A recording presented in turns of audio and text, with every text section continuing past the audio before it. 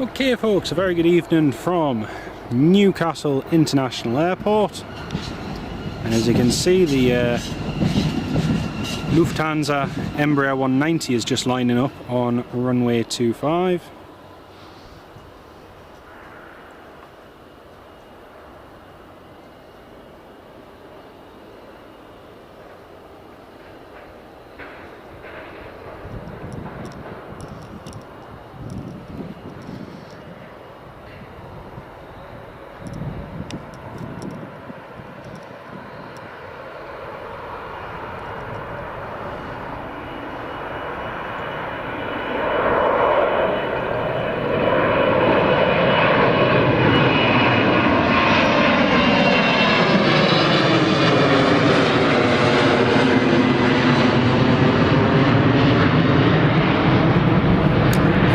So that's our first movement of the evening, and that is Lufthansa's Embraer 190 Delta Alpha Echo Charlie Foxtrot, and that's on flight LH 951 I think to Frankfurt. But yeah, once again a very good evening to each and every one of you who's joining us this evening. As you'll have noticed, I've gone live a little bit earlier than I'd scheduled, and that's just purely because I got here a little earlier. I saw the Lufthansa was taxiing and thought, well, why miss out on the departure? Plus we've got Vueling's Airbus A321 coming in just a few minutes from Paris Orly, and that'll be landing in just a few minutes. Also parked up over there we've got EasyJet's A320, I think it's Golf Echo Zulu Tango Delta or Tango Juliet from Belfast, so that'll be going out very shortly. But once again, a very warm welcome to each and every one of you on the live stream. It's great to have you with us, and just making sure that it's all working. Just double checking if everyone can. Oh, are we actually live? For some reason my phone doesn't seem to like refreshing the live streams. Ah yes, there we go, we are live. I always get very worried because I load the phone up, it said one person was watching, and it was waiting for me to go live, so I was worried I hadn't actually done it. Ferry Hill Train Spotter, how are you doing? Yeah, I'm doing very well, thanks mate. Got a lovely day off from work, so yeah, it's just nice to have the chance to do a live stream again. It's great. Claire Martin, good evening, lovely to have you with us. Naomi Jones, great to have you with us, welcome on board. How are you doing? Hope you're keeping well, and hello to all of our dear channel members as well. Big shout out to each and every one of you. It's great to have you on board. Mark 19 Bootsy 68, how long am I up there? It'll probably be, I'm not sure, maybe 2-3 hours, 4 at the max. We'll just see how the activity and how the movements go. But yeah, hoping to stay for the Emirates arriving and possibly departing, but we'll, again, everyone knows what happened the other week with the Emirates, so if the Emirates is heavily delayed, we'll be leaving probably just after 9:15. And yeah, we'll play it by ear, see how it goes. Les Donaldson, good evening. And what's the odds? Funny question there, Claire. Just what we're talking about. What are the odds on the Emirates leaving on time? Probably, I don't know. Looking at the flight data on it from the last couple of weeks, the departure time has improved slightly, but I wouldn't say it's improved drastically. So let's just put it this way, there is still every chance that it's going to be delayed, but you know what, you got to be in it to win it, so we'll stick around, see what happens. Hopefully there's plenty of activity around it. And hang on a minute, have they switched to using runway 07? I think they've just switched to runway 07 because the Pappies have just come on. And I'm waiting for this viewing, and I can't see him on the 2.5 approach. Have they switched to 0.7? Yes, they have switched to 0.7. Oh dear. Right. Okay then. So basically, instead of landing on runway 25, they're going to be landing on runway 07. So the viewing is just making a bit of a U-turn to come back in. So I did expect that. I looked at the weather forecast, and the wind trend showed that it was going to swing round, but I didn't expect it was going to swing round so much to the point they would actually use 07. So looks like we're going to get a 07 landing. And Will, in answer to your question, yes. Ferry Hill, have you had a bite to eat? I have indeed, mate. I have indeed. Had a nice bit of quiche, salad, potatoes, and chocolate pudding and custard for pudding. So yeah, it was very nice. It was very, very nice. I don't know if anyone's had the chance today, but it's the first day of the Royal International Air Tattoo down at RAF Fairford, and it's the first year it's been back since, obviously due to the pandemic, since 2019. So it's great to have the air show back. And Wayne Tennant, hello from Bishop Auckland. Lovely to have you on board with us, Wayne. And you're flying with TUI to Antalya in a few weeks. That's brilliant, mate. I hope you have a lovely flight.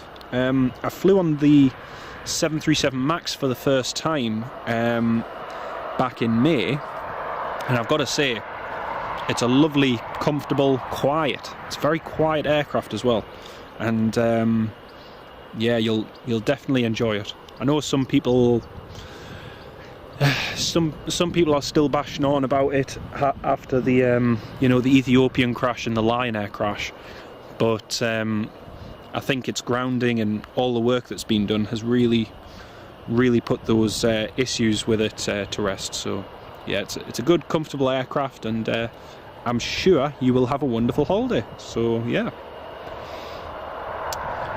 You've been a bit absent as you've been ill, first time catching a stream.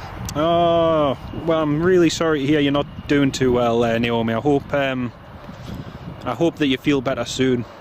There's nothing worse when you're feeling ill, but yeah, I really hope you're on the mend soon and get better, get well soon.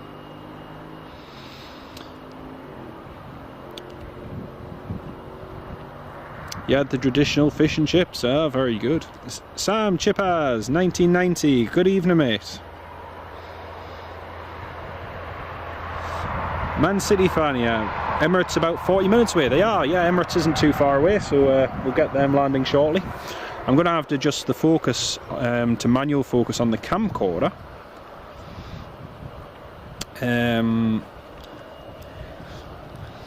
So yeah, we're going to be getting the viewing in just a second.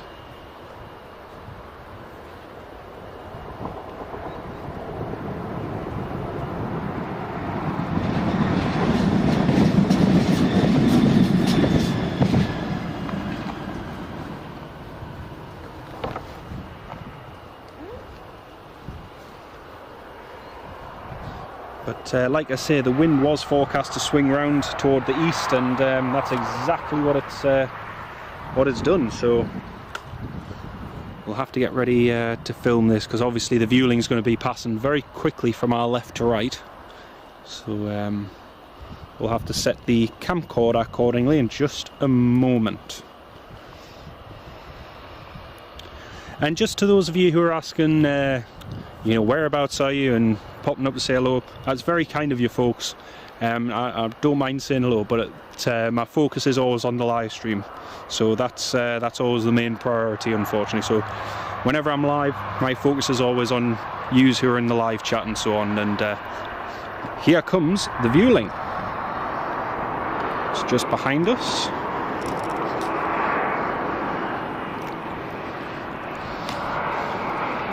Here it comes.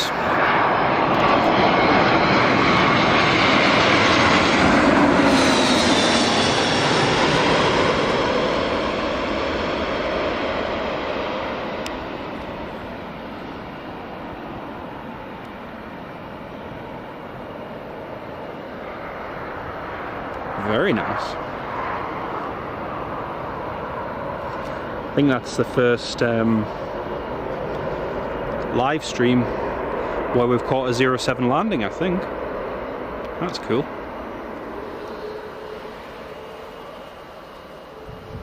So that's the Vueling A321 from Paris Orly, and they are meant, well, they were meant to be ending the service earlier in the year, but thus far they've kept the flight alive, so it is still here, and I'm hoping to get the chance to use it at some point later in the year, but yeah, it just seems to be running away at the moment. But yeah, I can see there's about 50 of you all tuned into the live stream at the moment. Very good evening to each and every one of you. It's great to have you on board with us. And Reese, hello, lovely to have you on board. Any Glasgow Prestwick Airport live streams planned? Funny enough, Reese, the other day when we were live streaming from Edinburgh, I had quite a few people asking could I do a live stream from Glasgow or Prestwick, and of the two I would probably do one from Glasgow, purely because there is more traffic there. Prestwick can be a little bit hit and miss. If you go there on the right day, there's plenty of traffic to film at Prestwick, but if you hit on at the wrong time, it can be extremely quiet. So we'll play it by ear, but I would like to try and do one maybe later on in the year from Glasgow or Prestwick. That would definitely be really good. So we'll see how it goes. Les Donaldson, thanks again for the Edinburgh stream. Oh, no problem at all, mate. No problem at all. It was lovely to have so many tuned in, and just nice to go and live stream from another lovely airport as well. Edinburgh gets some fantastic traffic now, and with all of the movements picking up and traffic increasing, and Edinburgh just being up the road, you know, it's well worth it. I am thinking about doing a live stream one day from Leeds, Bradford. Maybe one day once the jet stream starts picking up again and we get more of a westerly airflow. But Leeds, Bradford would definitely be a good one as well. So yeah, we'll see how it goes. Will Armstrong, you're flying on the 20th of July to Thessaloniki, Jet 2, and then January 2nd to Hurghada. Very nice, mate, very nice. It'd be great if you were able to get on a 737 MAX. That'd be really cool. I did actually look at flying on TUI's 737 MAX to Tenerife when it was first based here out of Newcastle. And there was one day where you could book direct to Tenerife with TUI on the 737 MAX for about £45, and then back with Ryanair just after they opened the base here at Newcastle, and you could fly back for like £20, which I thought was pretty good value. But I just waited until I went to Poland with fellow YouTuber Daniel Sander, and we managed to fly on a 737 MAX there, so, and at a fraction of the price as well, so quite pleased that I just kind of held on and waited for it. But it is a lovely aircraft to fly on, so yeah.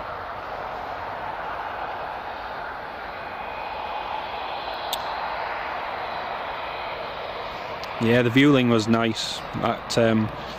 The Emirates, actually, do you know what? Just coming to think about it, the Emirates is going to be brilliant.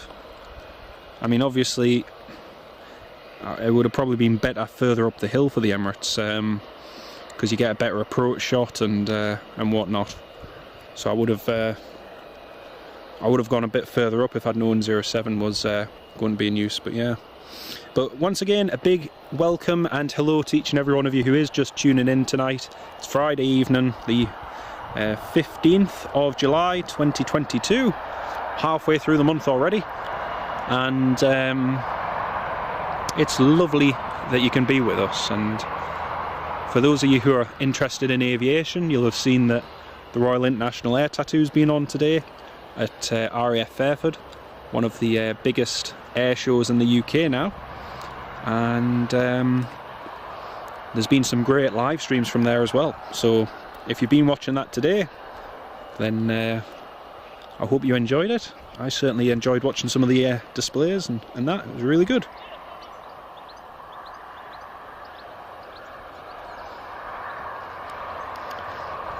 And Andrew Winton, I can see you tuned in, Dad. Welcome to the live stream. Great to have you with us. Great to have you with us. Reese, Emirates is going to look insane if they stay on these operations. It is, Reese. It's going to look fantastic, mate.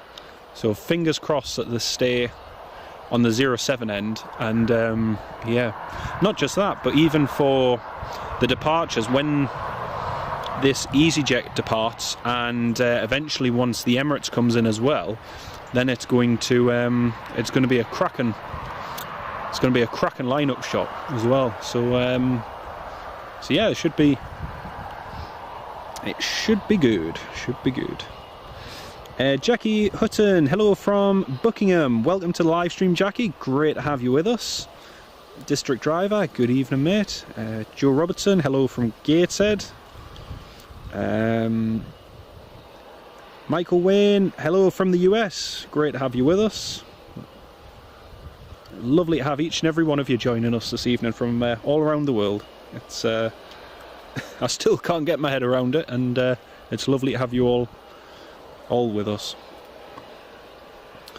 So I'm just having a look now. The Emirates, when last checked, the Emirates was over Amsterdam. So I'm just having a quick look now to see whereabouts it is. The Emirates is just to the north of Norwich. To the north of 28-30 minutes away, so not really that far in all honesty. Just seeing what other movements we've got. European Air Charter BH Air due in 1 hour and 53 minutes from BOURGAS, so that'll be coming in soon. And also, what else do I have? Oh, that's another interesting movement. I forgot to mention this one before. We'll try and stay live for this one as well. In 2 hours time, there is a VistaJet business jet. VistaJet basically is a company that specialises in operating for high profile individuals and executives and all sorts of different clients. And one of their business jets, you'll remember the other week, we got it arriving from Philadelphia in the United States. They're sending another one in from Antigua, so that's due in soon. Oh, we've got a plane coming in.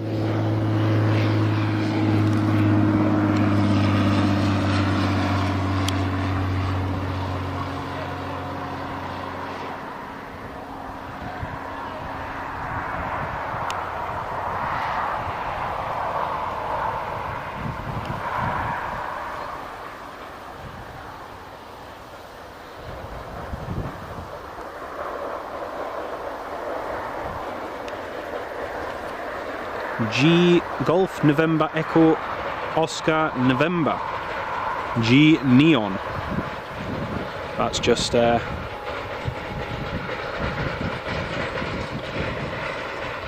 landed there on runway 07. I didn't see that on flight radar because it didn't show up on my filters list, so I just missed that narrowly.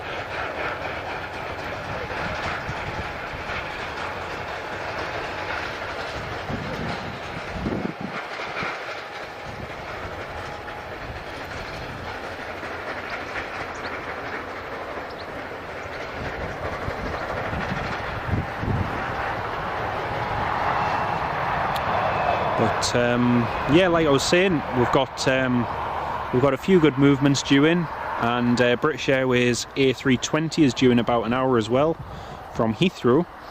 They were supposed to have a flight earlier on this evening, but that was cancelled, so presumably this one will be coming in this time.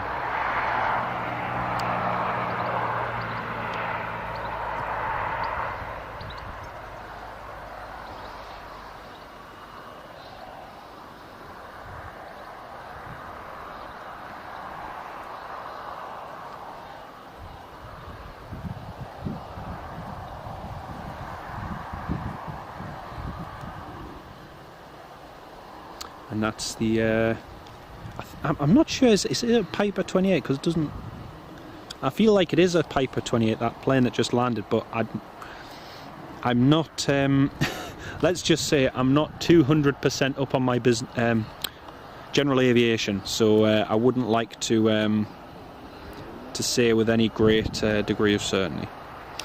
There's the Newcastle Airport control tower with the Emirates logo on it, and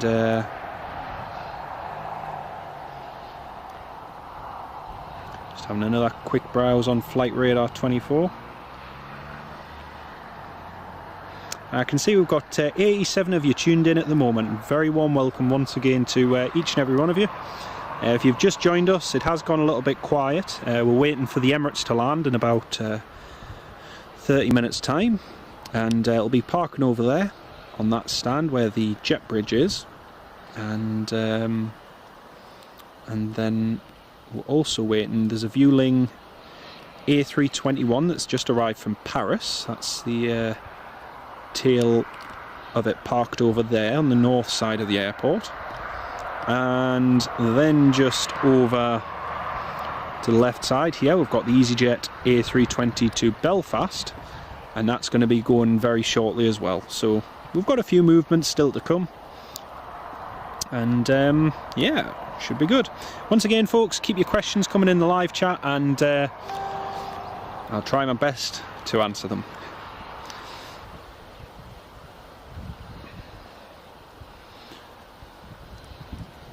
You're flying on 2.8 British Airways to London Heathrow. Nice one, nice one. I hope you have a great flight with them. Hopefully it's not cancelled.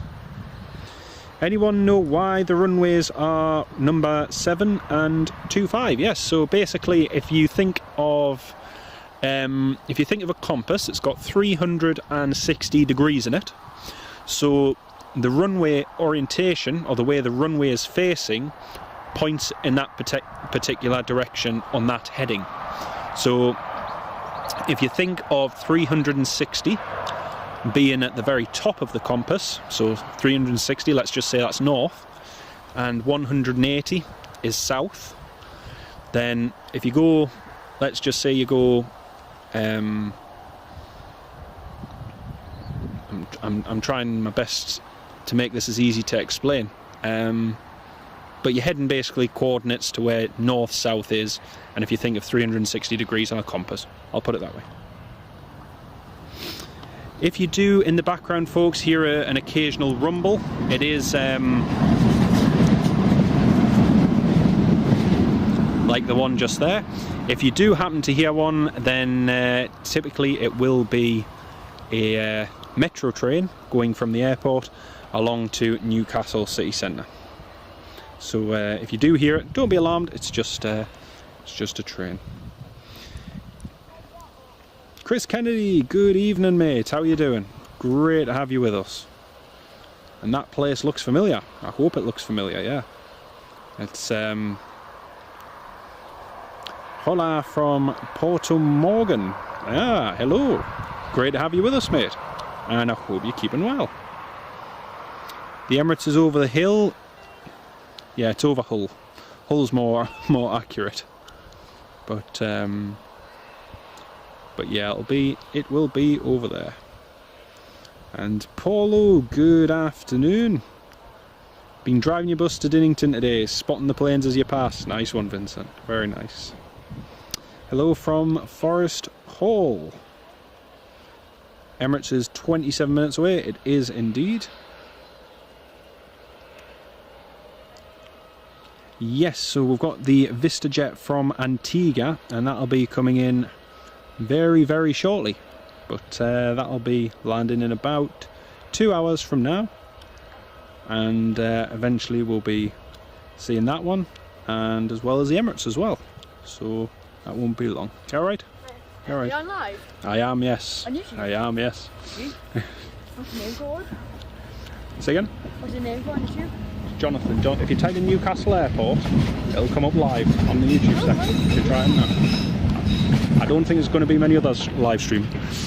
The next stream live is the Emirates. Yes. Well, I've just changed the runway, so we're going to get it on the 07 end, so we'll get it landing straight across from there. So we love, like say, not so long ago, I seen the Sunwings, the Canadian one. Oh, yeah.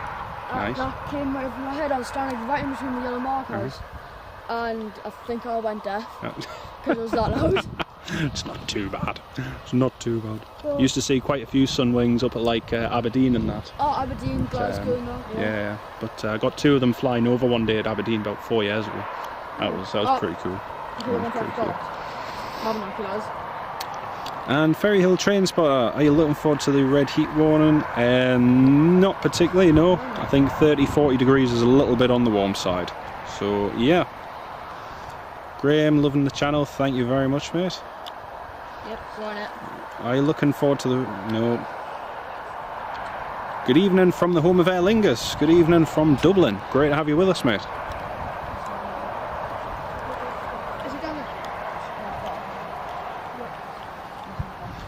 So the Emirates will be descending in about... Emirates will be descending in just a few minutes' time, and also, let's have a look on flight radar. The Emirates has already begun descent actually, so he's just passing 33,000 feet. And the British Airways from Heathrow hasn't gone up yet. I can hear an echo in the background.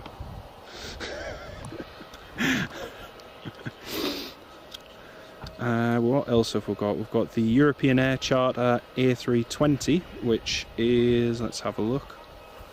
That is over Czech Republic. It's just to the west of Prague, so that'll be in about an hour and 41 minutes. We'll be seeing them shortly, but the EasyJet's just got its beacon light on and is about to push back. That's the EasyJet pushing back now, heading to Belfast. And hopefully we should get a good view of it departing runway 07, all being well. Which one? The should be in the next 5 minutes. Should be in the next 5 minutes, so won't be too long. We should get a nice view of it from here because it'll taxi straight in front of us. So it's coming in 5 minutes. It's just pushing back now.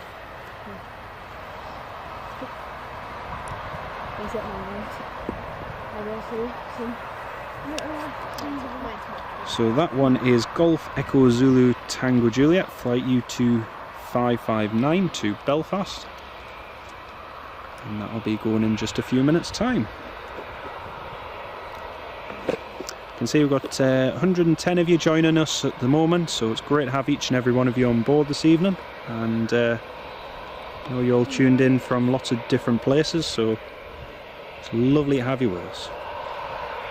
How many views got at the moment?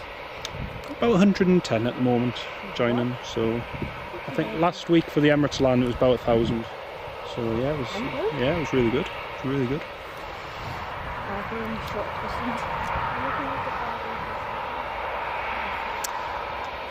And Chris Kennedy, welcome to the spotter seat. Chris Kennedy, great comment, mate. Great comment. And Tim Sweeney, you know them because they sponsor Ferrari. Ah, very interesting. I'd forgotten about VistaJet sponsoring Ferrari. Yeah, it's very interesting, mate.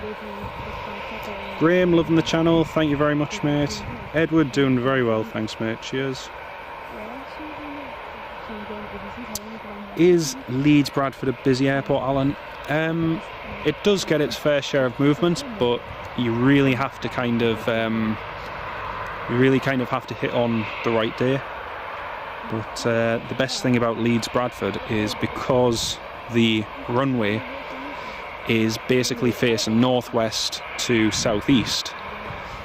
Because of that, it means when you get westerly crosswinds, it makes the landings and departures a bit more interesting. So it's well worth going to. Check-in areas. It is indeed, yeah. Just passed your bus driver's test last Monday with a Revan Stockton. Oh, it's brilliant, mate. That is brilliant. I hope you're enjoying it, and I hope it's going well for you as well.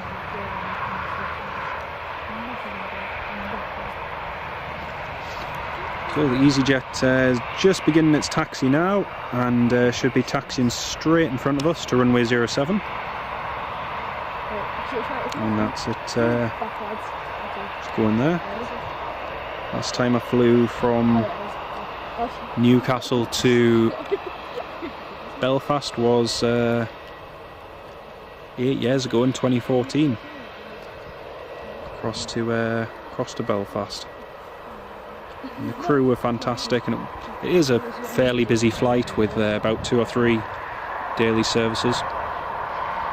And up until about a week ago, Flybe was meant to start flights from Belfast City to Newcastle, but unfortunately they've just decided to cancel them due to a shortage of aircraft. So it's a bit of a shame. Right, and here comes the A320, just about to line up on runway 07. There's Tango Juliet.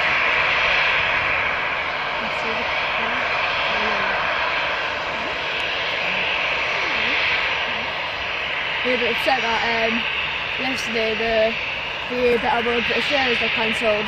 Did it? I managed to see it here twice in one day. Oh, really? Yeah. Once in the afternoon, then it came back in the evening flight.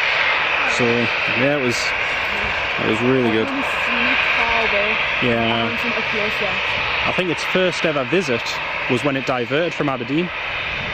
Because it was flying to Aberdeen, it was too foggy to land there, so it diverted you. So, to Aberdeen. Oh, here, yeah, loads. Every week, pretty much. Have you been here long today? About an hour. Oh, yeah. So, huh? Did you see the video coming over? Which one? The Spanish one, the A321. No, I didn't see that one. No, I didn't see it. Oh, the view link? That's the one. It's parked over there. Yeah, it's just it's parked at the back. Oh, yeah, I can see it. So I'll be going in the next 10-15 minutes as well. So. Are you going to stay for the Emirates or? Yeah. Be here probably for it to land, and then that'll probably be it. And Kay Turner, happy Friday from the Lynn Peninsula. Fantastic chilled out live stream. Thanks for joining very much, Kay. It's great to have you with us. And to everyone else who's tuned in as well, it's lovely to have you on board. So just waiting for this A320 to line up. And Vincent, yes, I did hear about Doncaster. The writing's kind of been on the wall for a little while now, but ever since Wizz Air decided they were pulling out, you could tell there was something financially wrong with the airport, and I expect TUI to probably follow likewise in the next few weeks. But it's very sad, to be honest. Very sad indeed. Neil Russell Hubbard, good evening, mate. Lovely to have you on board with us. Hope you're keeping well, and hope you're having a lovely Friday evening, mate. Durham, you passed the test from 4th January. Alright. Just repeating what you heard on the news. Yeah, the thing is, it's not just on the news though, but they've also had a lot of problems with the financial side for quite a while now, even when Flybe was still there. JoshBosch.uk, good afternoon, mate. Great to have you with us. And how are you keeping, mate? Long time no speak. Hope you're keeping well. I hope you're keeping well, mate. And Kay Turner, don't forget to smash the like button. Thank you very much. It's very kind of you. Well, This crew's just taking its time, just patiently waiting. Part of me is tempted to wave just to see if they can see us, but I don't think they can. Oh, that's the strobe lights just going on, so the aircraft's just going to line up now.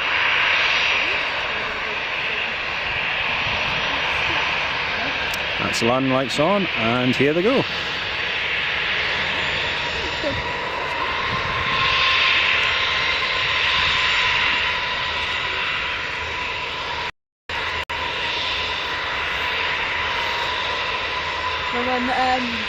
Aer Lingus, A330 got diverted, yeah. I was working that morning, I missed it. Oh, yeah, you were? I was just up around my way in the post office. I did come see it. They got delayed until 12 o'clock at night. I know, I came to watch it depart, but it didn't go. Yeah, but at that time I did see the Emirates land as well, so I was happy with that.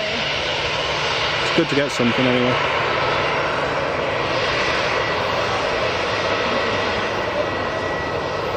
There we go, and that's Echo Zulu Tango Juliet lining up.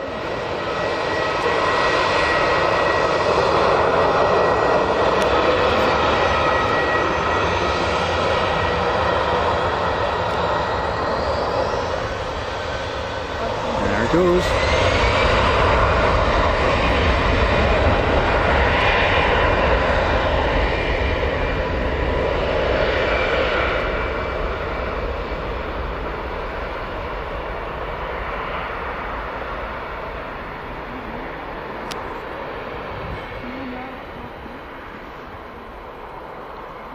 It's kind of weird having runway 07 departures, but there we go, that's the EasyJet up and away. Another day in paradise, Josh, yeah. Been moving. Are you still across in the Caribbean at the moment, mate, working, or are you back across here now? Kevin, good evening, welcome to the live stream, great to have you with us. Does EasyJet still have any A318s? They've never had A318s, they've got plenty of A319s, but no A318s. But British Airways was the last operator of them in the UK, and they retired theirs at the start of the pandemic, unfortunately, so yeah. Daniels went past Newcastle today, wanted to stop but you couldn't. It's a shame, mate. Yes, I had two of them, yeah. Oh, Used to. Air France had a couple over here. That's right.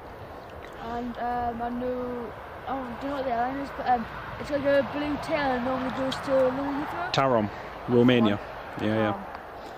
I know they have a couple as well. I flew on the A318 with Air France from Paris Charles de Gaulle up to Edinburgh. And it's weird, it's like getting on an A319, but you just notice how much smaller it is as soon as you walk in at the back. Yeah. It's really cool.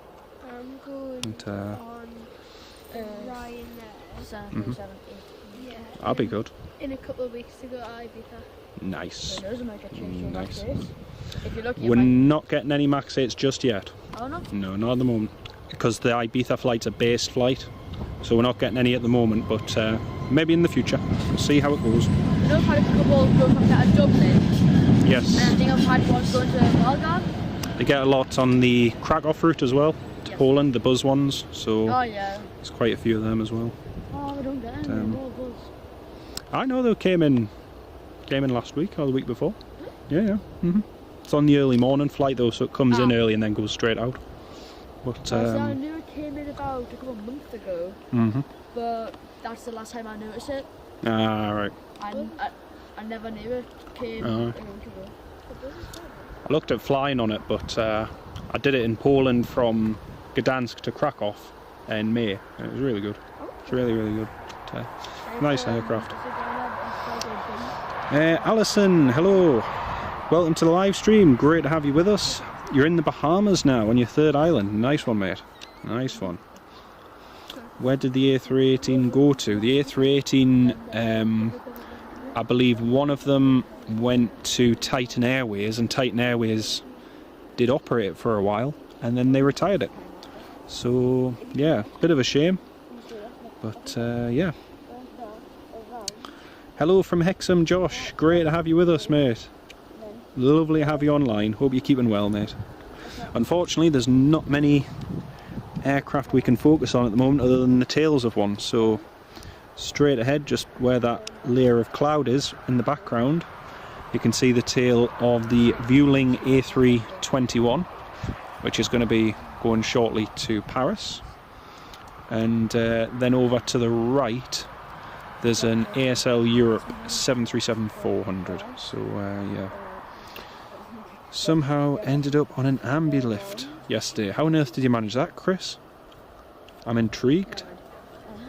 BA only did the A318 for London City to New York via Shannon. Pandemic killed that, but the customs and fuel stop in Shannon didn't help.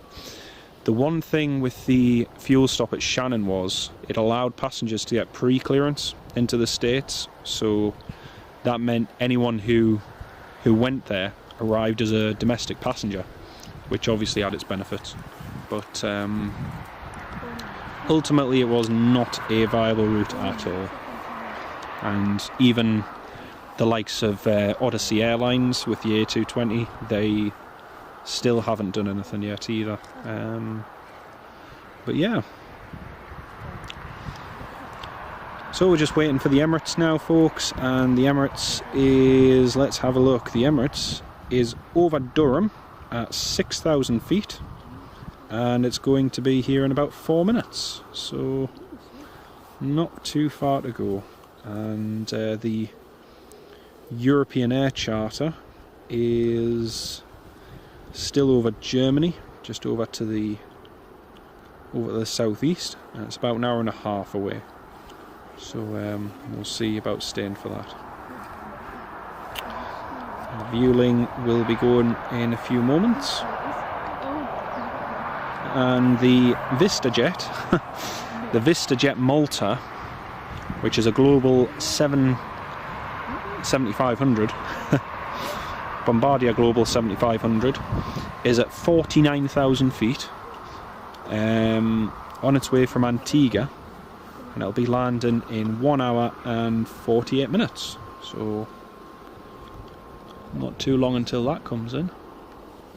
It sounds like the police helicopter has started up, and it sounds like it's coming from over there, unless I'm mistaken, but if it departs, we'll catch it in just a second. But like I say, folks, the Emirates is just going to be in a few minutes, so stay tuned. And Keswick Springs Farm, great pics. Thanks very much, Jason. Much appreciated from Keswick, mate. Thank you very much. It's great to have you with us.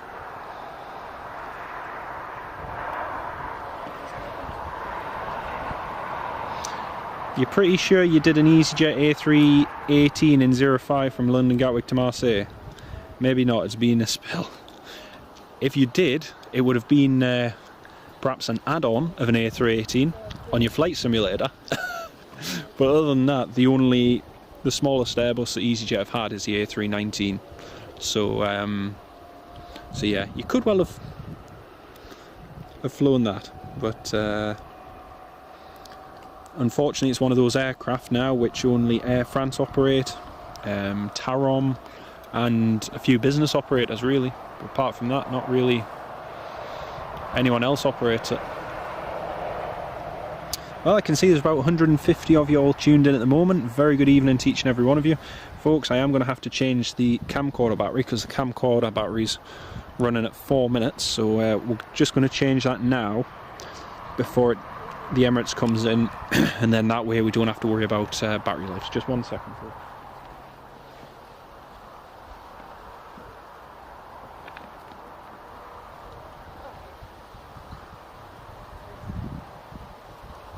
Right, the live stream's just going to go off for 1 second.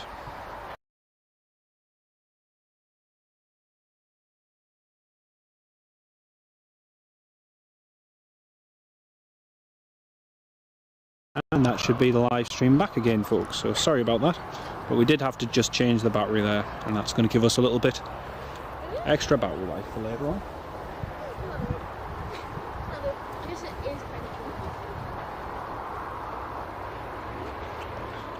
So like I say, the Emirates is just going to be turned on final. To be honest, if I'd known 07 was going to be in use this side of the runway, I would have gone to the other spot because we would have had a lovely view of the approach. But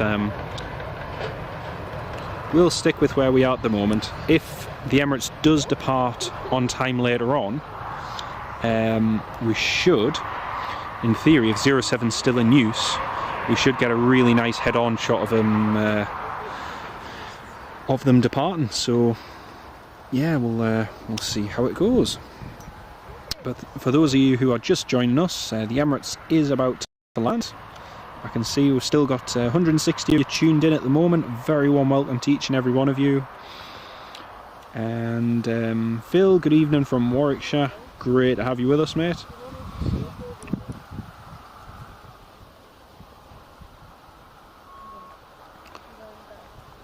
Harry Bertie, good afternoon, mate. Lovely to have you with us. And Thomas from Wickham, very warm welcome to live stream as well, mate. Katie Ann, welcome as well. Lovely to have you with us. And you love the Emirates. It is nice. It is nice. It's one of the it is one of the highlight movements that we get in here, and it's always worth seeing. 49,000 feet. Isn't that knocking on Coffin Corner? Yes, it is, just ever so slightly. It is ever so slightly, but it's going to be, for that kind of aircraft at 49,000 feet, really it can go at 50,000 feet and above. So 49,000 feet is nothing for it. So yeah. And what question? Okay, I think I missed your question.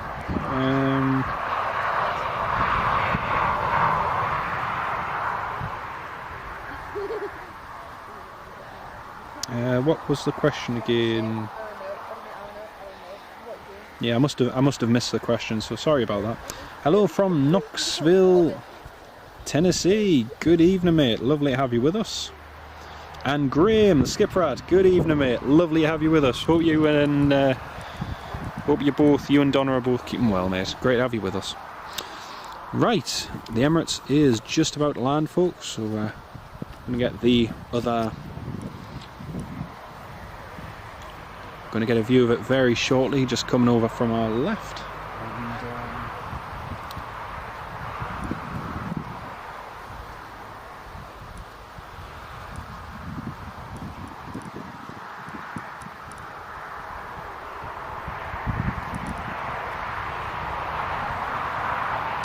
And it's just going to be in a moment. For those of you who are watching it on Flight Radar 24, you can watch it also live here on YouTube. So great to have everyone on board. And David, Pilo calling. Hello, mate. Great to have you with us. Excited for the Emirates 777 landing, Harry. Yep, same here, mate. Use Emirates to land from Manchester via Dubai. Always come back business class. Nice one. Nice one. Right, the Emirates is just on final now, folks. So it'll be in just a moment. And we'll just get it landing in 1 second.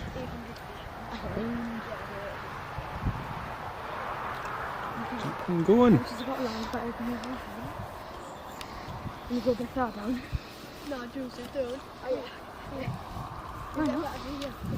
Right, just here on the approach there, folks. Unfortunately, you don't get much of a view at the moment other than the top of a tree and some background noise. So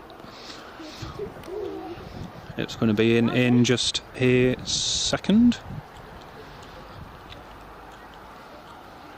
As you can see, the wind's a bit funny at the moment. The wind's sort of swinging round because you can feel it's coming from the east, but it is varying ever so slightly. Right, here comes the Emirates.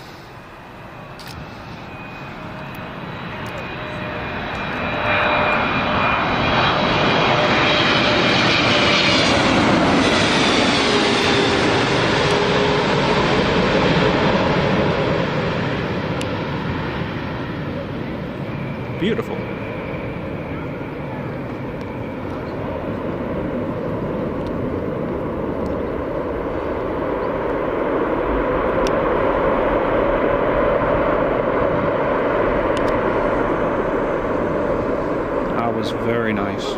very nicely done. Very, very nice. And like I say, I didn't expect we'd get a 07 landing. I was thinking of a head-on 2.5 and then seeing it roll out. But hey, that was fantastic. Now we'll get the chance to see it taxiing all the way back, which will be cool.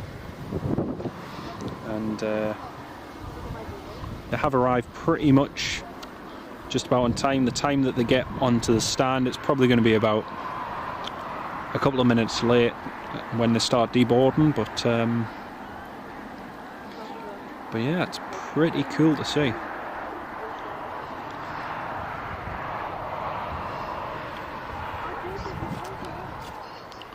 Let's have a look at and see, you've got over 216 of you tuned in at the moment. It's great to have you all on board, and I hope you enjoyed that landing. We're going to have the VistaJet Global coming in about an hour, and the Vueling A321 has just pushed back, so the Vueling is going to be taxiing toward us in just a moment, folks, so stay tuned. Amazing landing, Callum. Yeah, it was fantastic to see. Never disappoints. And I've managed to see the Emirates go around a few times and film it a few times going around, and even then it's so impressive. It really is. Graham, textbook landing, certainly was. It was really good. Barry, nice shot. Pete and Shelley, hello, great to have you with us. Welcome to the live stream. And Josh, Butter. Yeah, Chris, it was really good, mate. It was really, really good. You know what's coming in then? Nothing for a long time. The only next one to go is that Vueling, which is just pushed back, so he'll be going in 2 minutes. So, but the next arrival's probably not for about an hour and a bit, an hour and a quarter. British Airways A320? No, it'll be VistaJet business jet, which is coming in from Antigua. Oh. So that'll be coming in soon. Or is it a Falcon 900? Global Bombardier Global 7500. Alright. So that'll be in soon. And the Vueling's just started taxiing, folks. We'll pan over to the Vueling in just a second. So the Vueling will just come out from our right. And there it is, A321, heading back out again. That's it there. Echo Charlie Mike Julia Romeo, heading back to Paris Orly. No, it's maybe 21. Alex Aviation, welcome to the live stream, mate. Great to have you with us. How are you keeping? It's lovely to have you on board, mate.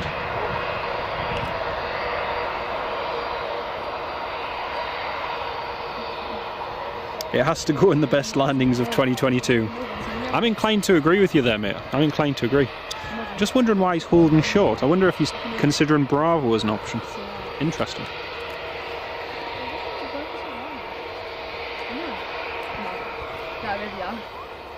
There's Georgia 1000. Harder than Ryanair, man.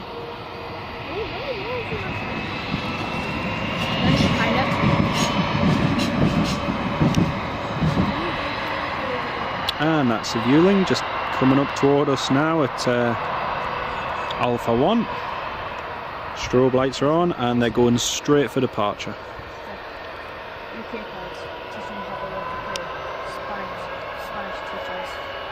Okay.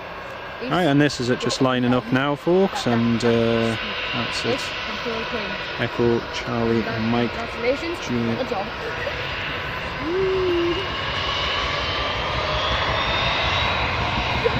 And here it goes.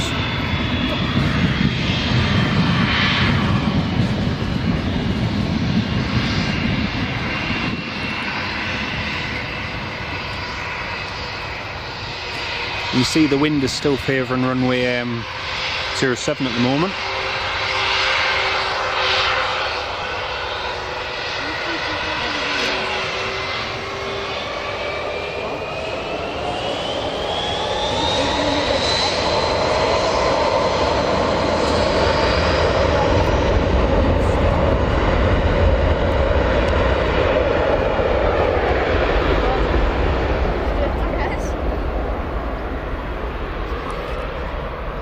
The Vueling rolling.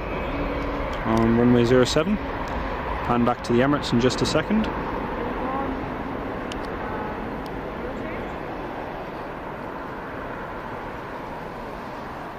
And that's them up and away. Very nice. I will just pan back to the Emirates, folks.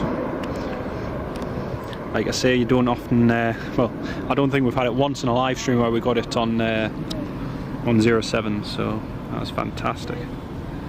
That's just taxiing in there. Alpha 6 Echo November Charlie. I've seen this quite a few times over the years here at Newcastle. 777-300 ER. So I'm just taxiing on the stand.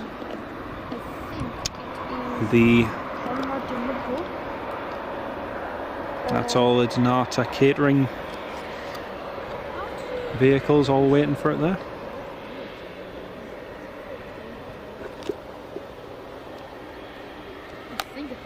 Is it going to Parma actually? No, Paris. Oh yes. Paris. Okay. I just couldn't think of. Paris Orly. We used to have Barcelona, but they cancelled that route. Yeah. But Barcelona quite well actually.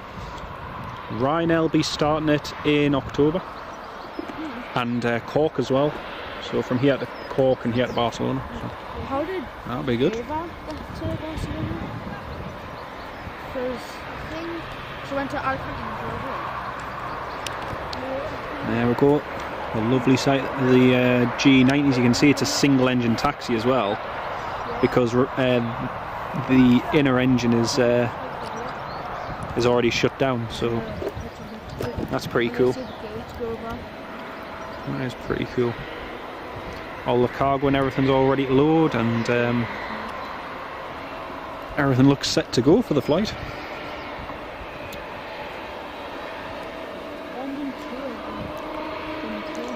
I can see there's 220 of you all tuned in at the moment. It's great to have you all on board, folks. So Emirates just moving ever so slightly forward. Just on the stand there. Yeah, see you later on, Alex. Take care, mate. Alicante Aviation A321 Shadow 757. Sounds similar, yeah. It's amazing how even on the route side of things, the A321 is taken over from where the 757 was, and it's impressive to see some of the routes it's starting to cover now. It's really impressive.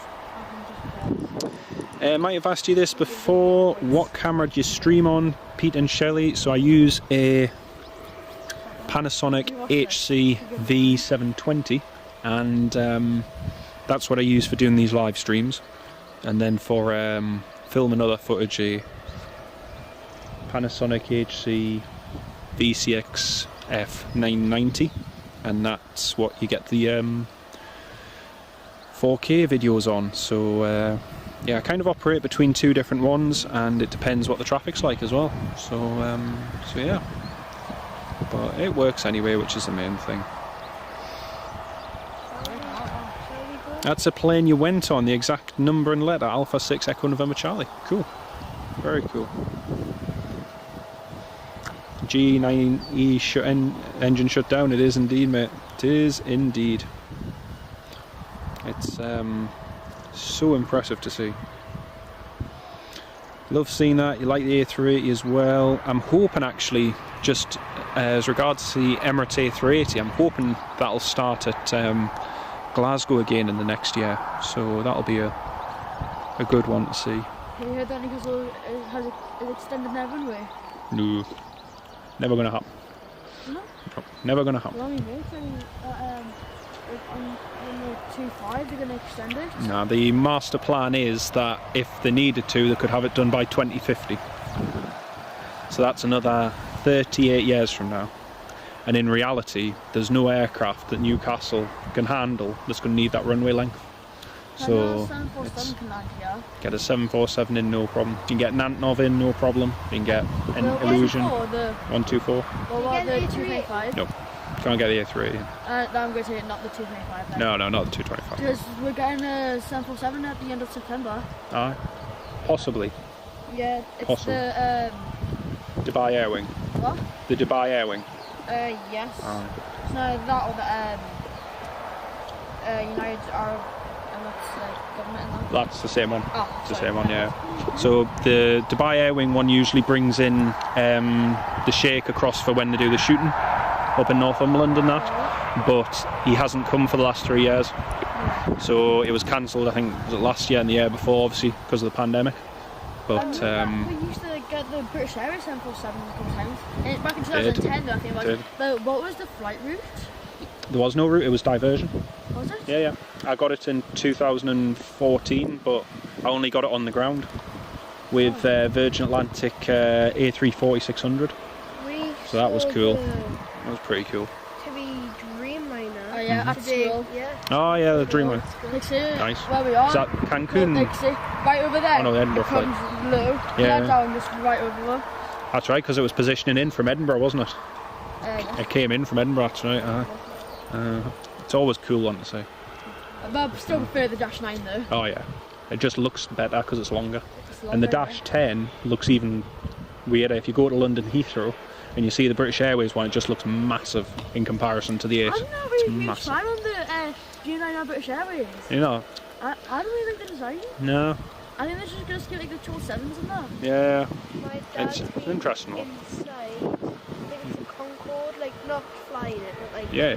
inside the cockpit and stuff. Nice. Oh, soon I'm going to be Nice. in luck because in secret holidays we're going to be going down to Manchester. Alright. So we're going to go to like that little park bit. Oh yeah, the aviation park, yeah. Yeah. And go to see the Concorde inside. Nice. And then we're also going to be going down to London, so we're going to go to Heathrow. Have you been to East Fortune? Up the road? I think so. Ask your mum and dad during the holidays to take you up to East Fortune, the national flight for museum. And they've got Concorde, they've got a Comet, they've got a BAC 111, Avro Vulcan, and you can go inside them as well. So you can walk up and down the aisle in Concorde, you can walk up and down the aisle in the BAC 111. It's got a 707 cockpit as well, so you can go in all of them, and it's really good. Wow. It's really, really good. And it's only an hour and a half up the road. Well, I see So- once a while ago now, I went down to Legoland in Gatwick. Oh yeah, I've been I went at to a Windsor. hotel. Alright. Went to a hotel. There. Ah, There. Runway. I know, it's There. great. I It's seen great. it, what was it? Oh, it was Eva Air. Oh yeah, the 777. 777 from Taipei. Yeah, yeah. It's a nice one. It's a nice one. Eva Air. It's a nice livery, that one It as well. is. It's the green stripe. Aye. Same size as one. Yeah, I guess. It's the same aeroplane, yeah. Same 777-300. I think I've Same one. seen the 200 it might have been, but not entirely sure. Aye. At the time I was only like 5 or 6. I used to love going down to Heathrow and Gatwick for spotting, but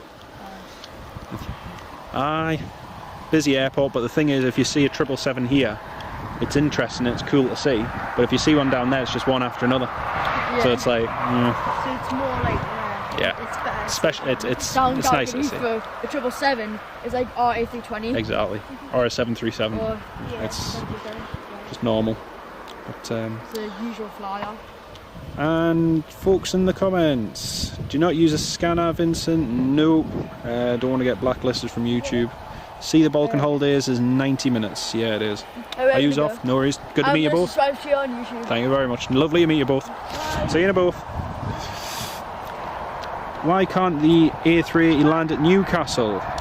So basically the reason the A380 can't land at Newcastle, folks, is because of the turning area. So you think where the Emirates 777 is here and where the taxiway is, basically for the aircraft coming in and then having to turn around that sequence of turns there to then manoeuvre onto the stand.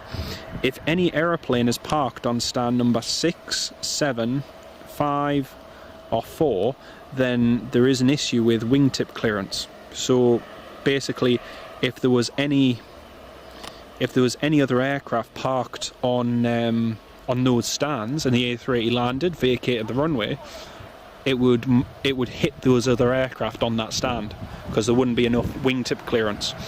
This is why with Boeing's new 777X, it's one of the reasons that they've incorporated folding winglets into it, because it has such a long wingspan that it would create potentially the same problem.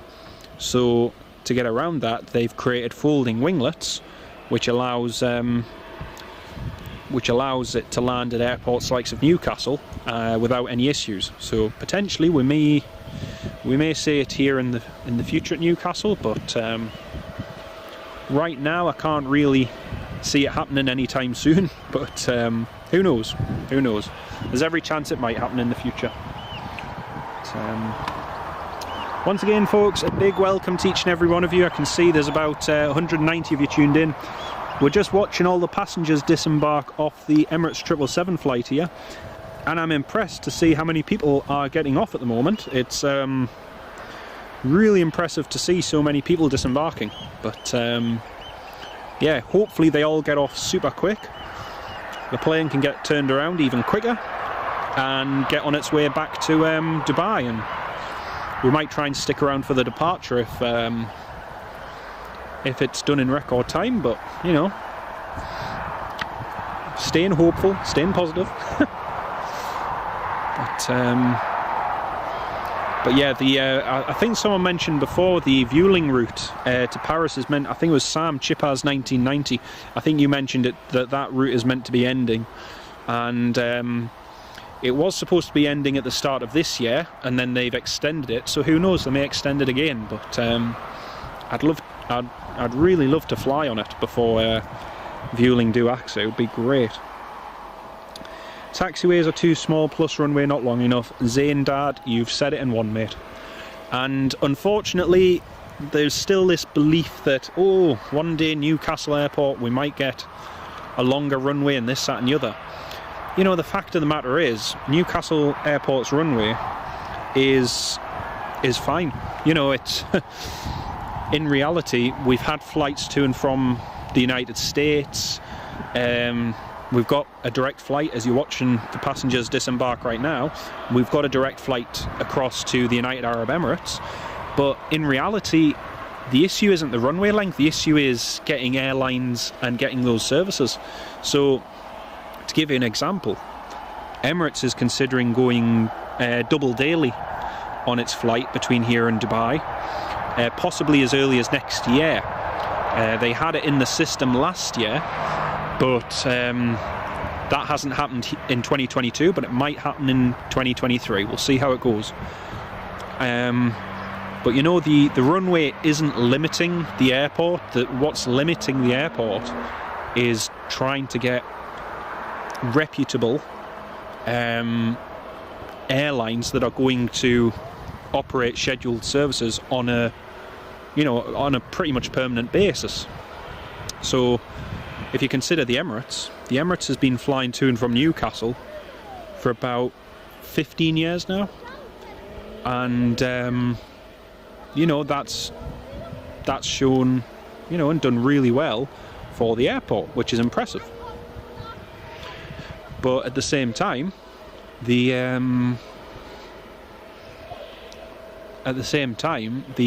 airport managed to attract the likes of United Airlines to and from Newark, and the flight didn't do really as well as was expected. But you know, unfortunately, it was just one of those things where whilst the route was operated to and from Newark, it didn't bring in the passenger numbers that it could have done. So, you know, United Airlines did try it, and ultimately they left. Robert Hadfield, Bob, good evening, mate. It's great to have you with us. Hope you're having a great evening, mate. Lovely to have you on board the live stream. September the 5th is supposed to be the axing date. Thanks, Sam. Cheers, mate. Why don't they use a jet bridge? They do use a jet bridge. So if you look at the front, if you look there, there's the jet bridge. Now the jet bridge is mainly used for, I think, first class and business class passengers, and the rest of the economy passengers all have to get out at the back of the aircraft. The ones that you can see who are waiting on the bottom there, waiting aboard the aircraft, that's all the cleaners. They're all waiting to go on board and clean the 777 before it departs again. And the fueling truck, I think the fueling truck is already connected. Yep, fueling truck's already connected. So, like I say, hopefully it's a nice quick turnaround and they can get going as soon as possible. Captain Sai, hello, welcome to the live stream, mate. Great to have you with us. You've just joined to see the 777 landing. Do you reckon we'll see the departure? Possibly. The cleaners are just going on board now, so you know we might well see it depart. I'm hoping we do, because the engine sound from here of the 777 would be amazing. But let's stay positive and hopefully we do see it. You see the Balkan Holidays is 90 minutes late. Yeah, it is. Harry Bertie, over the Black Sea there's a Northrop Grumman drone that's been out for 22.5 hours. Yeah, I think that's from Sicily, isn't it? But yeah, still a lot of surveillance on what's going on in Ukraine at the moment. And yeah, I'm just looking at the moment, and the caterers, the Donata caterers, are still waiting to get on board. You can see they haven't opened the door there yet, so a little bit of a hold up. The Donata caterers are still waiting, cleaners are still waiting, so nothing's presumably the crew are all taking the time on getting off the aircraft and that.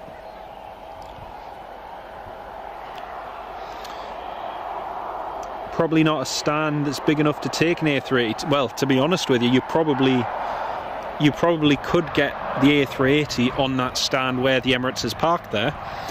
So you could get it on that stand, but the issue would be other aircraft taxiing around. You know, you wouldn't be able to access the other side of that pier potentially. So it would create problems in itself. But yeah, that's the cleaners just getting on board the aircraft now. The caterers are waiting to get in through the second door. They're still waiting. Just as I say, the cleaners are getting on board. They all board the stairs and don't even go on the aircraft. Dear me. 2 flights a day to Dubai. United couldn't fill a 757. That's exactly true, Sam. What would be interesting to see though is when they bring the A321s into service, whether or not, you know, they may consider it again in the future, especially with, you know, such a flight connection being popular to Edinburgh and Northumberland becoming more popular with tourists. It could well prove to be quite a good opportunity for them to return to Newcastle, but who knows? Who knows? Let's see what the future has to hold. Stuart Walls, nice to see us live again. Thanks very much, mate. It's lovely to have you in the comments as well. Great to have you with us.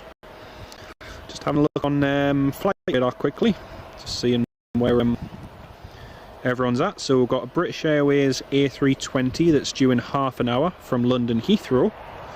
That's just departed London. He's climbing through 20,000 feet, and he'll be arriving in about 20-30 minutes, so not too long. The European Air Charter, which is operating for Balkan Holidays, is still about an hour away, and it's just over the Netherlands at the moment. So some slight delays. The VistaJet, which is at 49,000 feet, is an hour and 8 minutes away. So we've got a little bit of a quiet spell coming up now, folks, but hopefully it shouldn't be too bad. Like I say, the British Airways will be going coming in very soon even. Later on we've got Ryanair's flight coming in from Dublin at 8:45. Then at 8:50 we've got Loganair's Embraer 145 coming in from Southampton. So yeah, we've got a few movements still to come.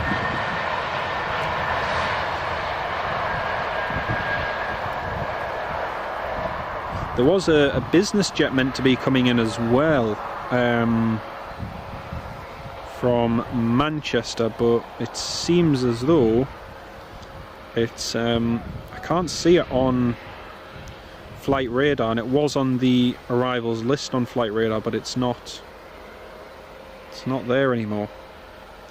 There was a little Cessna Citation which was due in at about now, but it seems to have disappeared, which is a shame.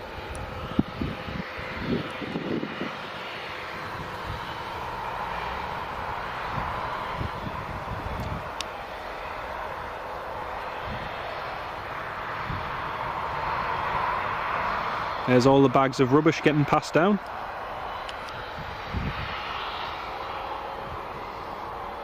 That's one way to get the bags of rubbish off the aeroplane quickly. Have a chain link and then get everyone on board to clean the aeroplane.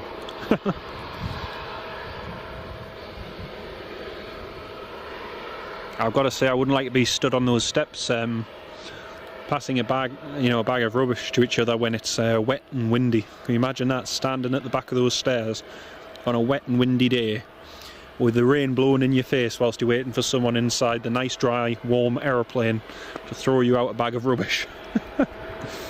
That would be pretty demoralising. Pretty demoralising. Brun de Broek, good evening, great to have you with us. Newcastle staff seem super efficient. They are very efficient, and pleased to say I know quite a few of them. All fantastic people, and all of them have a love of the airport, and you can tell that they really do enjoy and love their job, which is nice, and just makes all the difference. That was one of the nice things about Ryanair opening a base here at Newcastle, because we went from having crews that arrived on said aircraft from whichever destination to now having locally based crews, which is pretty cool. So it's funny how things change. But also, folks, we've got you'll all remember the ASL Airlines 737-400, the cargo flight. That's going to be departing in about 20 minutes from now, and again it's that white 737-400 Echo India Sierra Tango Kilo, and it's parked just behind the Emirates there, so we'll probably see that departing up to Edinburgh very soon. It'll be about the time the British Airways lands, so I think most of the traffic is going to be in the next hour. So for now, we'll just focus on the Emirates and still see the passing lots of bags of rubbish down. Refueling's ongoing there. The tanker's all connected and fueling up the thirsty 777-300.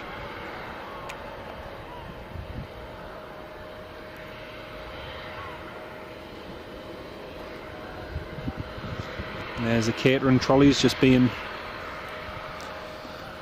brought out.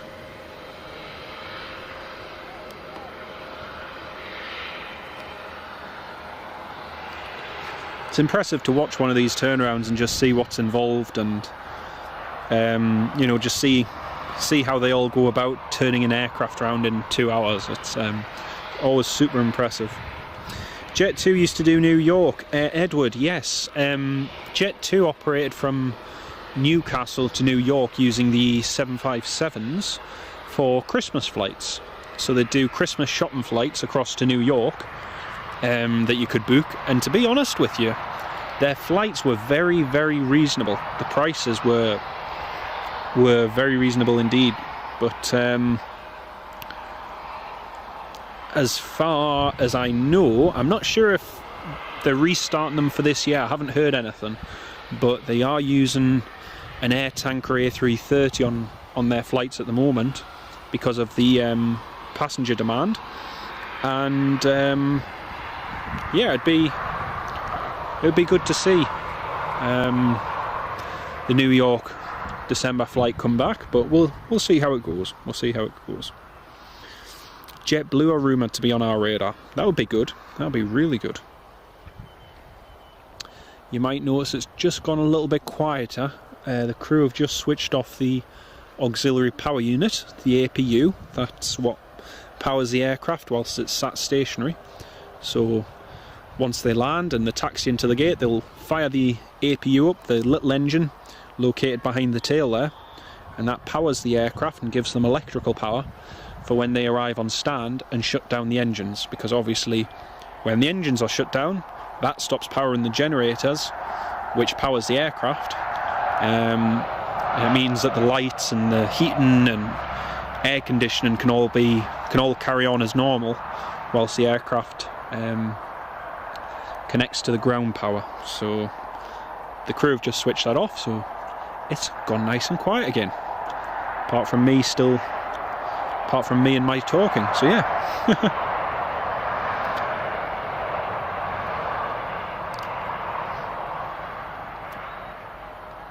Pete and Shelley, how many people does it take to empty rubbish off a 777? Quite a few. Quite a few by the looks of it. And that looks like they're all just going on board to give it a good clean now. So now the fun part starts. That's got to be a fun job, getting to clean a 777.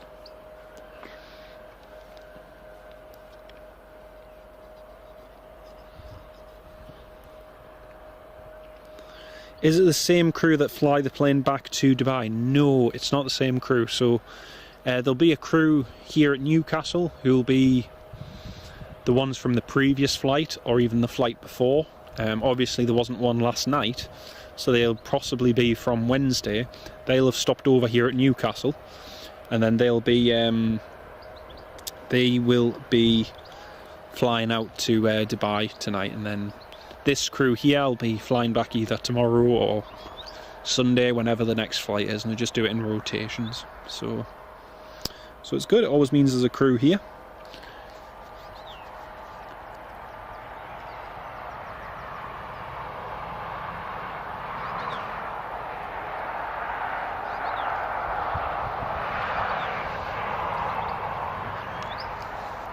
Actually, it's quite one of the best places to spot Reese is at the Dinnington end of the airport. Around Dinnington there's a bus stop with a red seat on the corner, and you can park just past where the bus stop is along there, and or near where the nature reserve is, and then it's like a 2 to 3 minute walk from there along to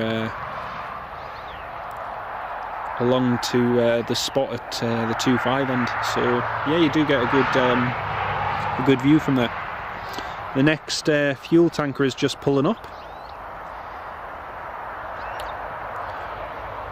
I'm not sure if it's for the Emirates, but I assume it is.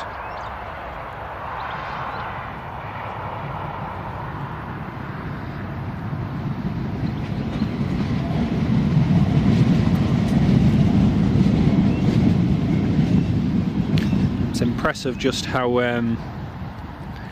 thirsty this aeroplane is and how much fuel it takes. So the first tanker's still offloading his load of fuel, and the second one's just patiently waiting there. We didn't have this the other week, actually. The other week it took a little while for the second fuel tanker to arrive and then start, so this is already a little bit ahead of where they were last week, which is good. So let's hope it's a nice quick turnaround and we can get the departure.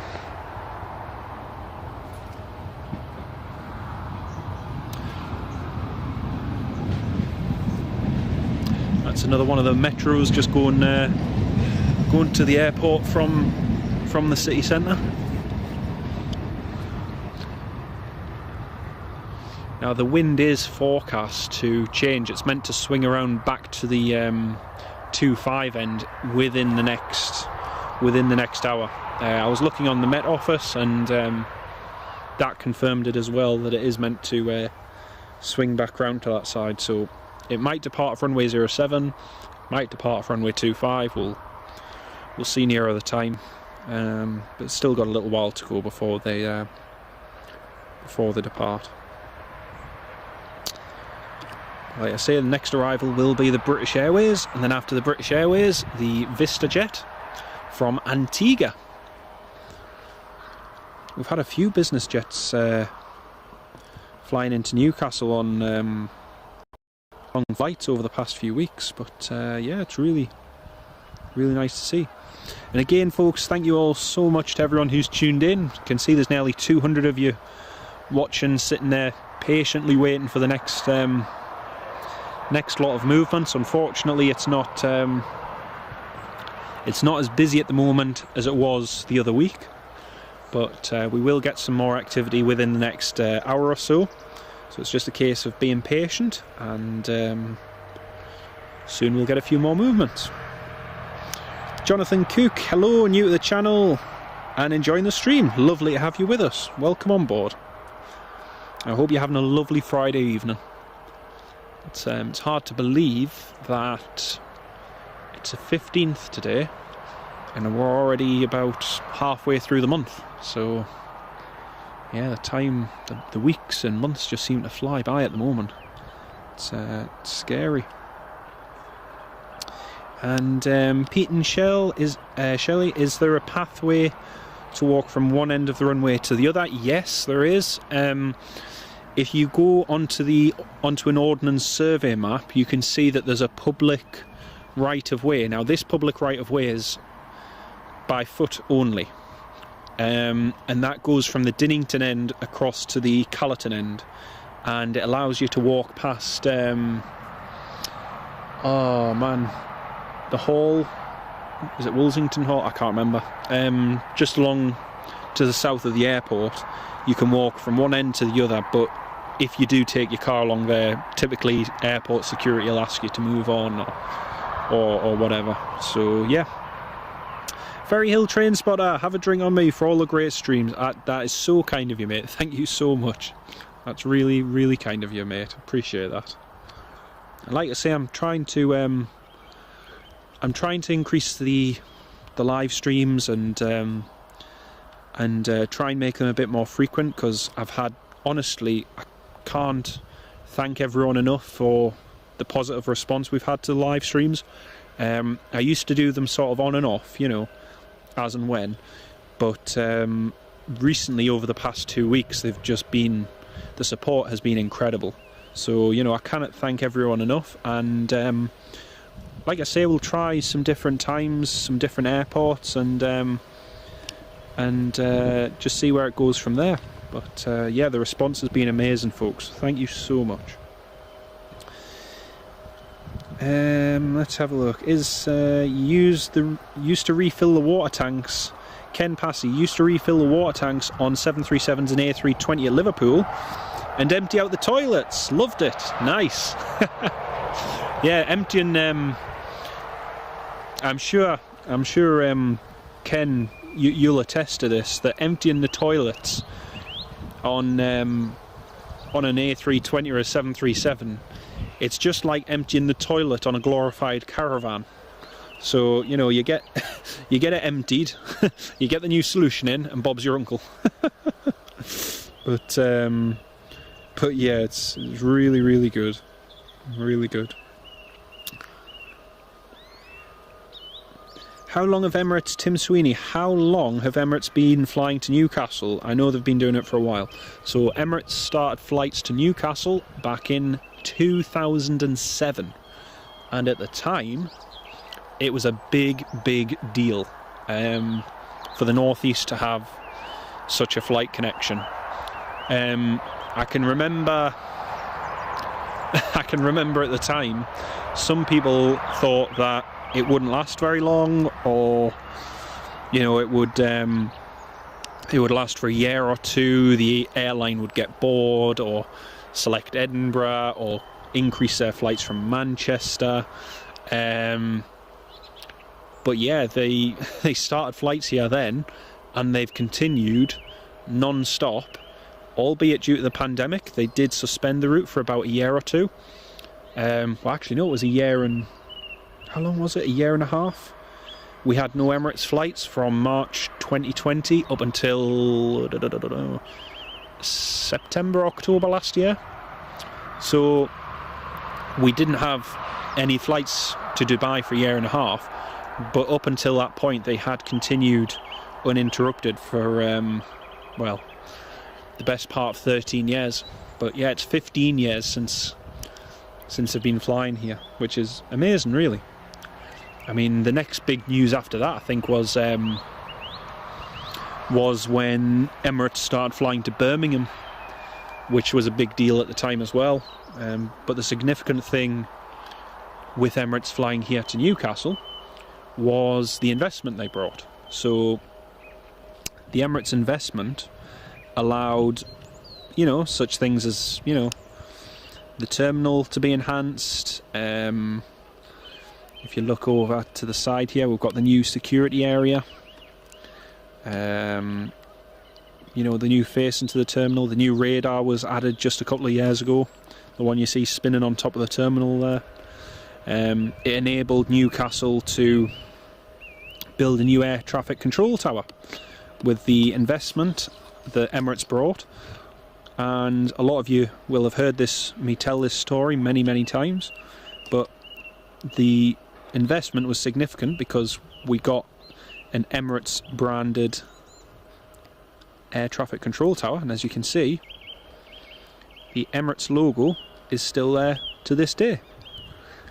And so yeah, it's really thanks to them Newcastle is the airport it is today, you know. A lot of you will be able to hear the bird song in the background as well, which is very nice. So yeah, it's very nice indeed.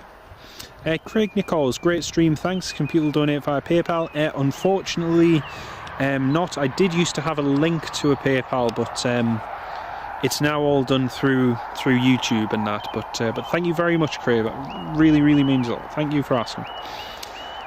Ken, yeah, it stings. Aye, that's right.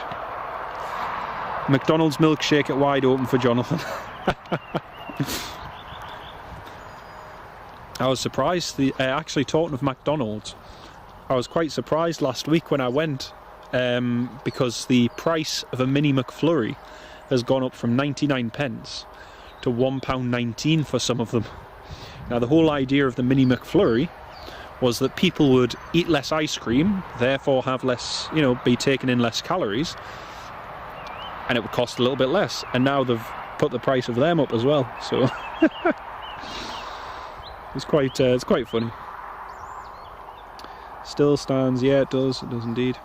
Mecat62, great vlog. We'll be flying out in Emirates to Bangkok in October. Fantastic flight. It'll be your 5th time as well. That's impressive, mate. Very impressive.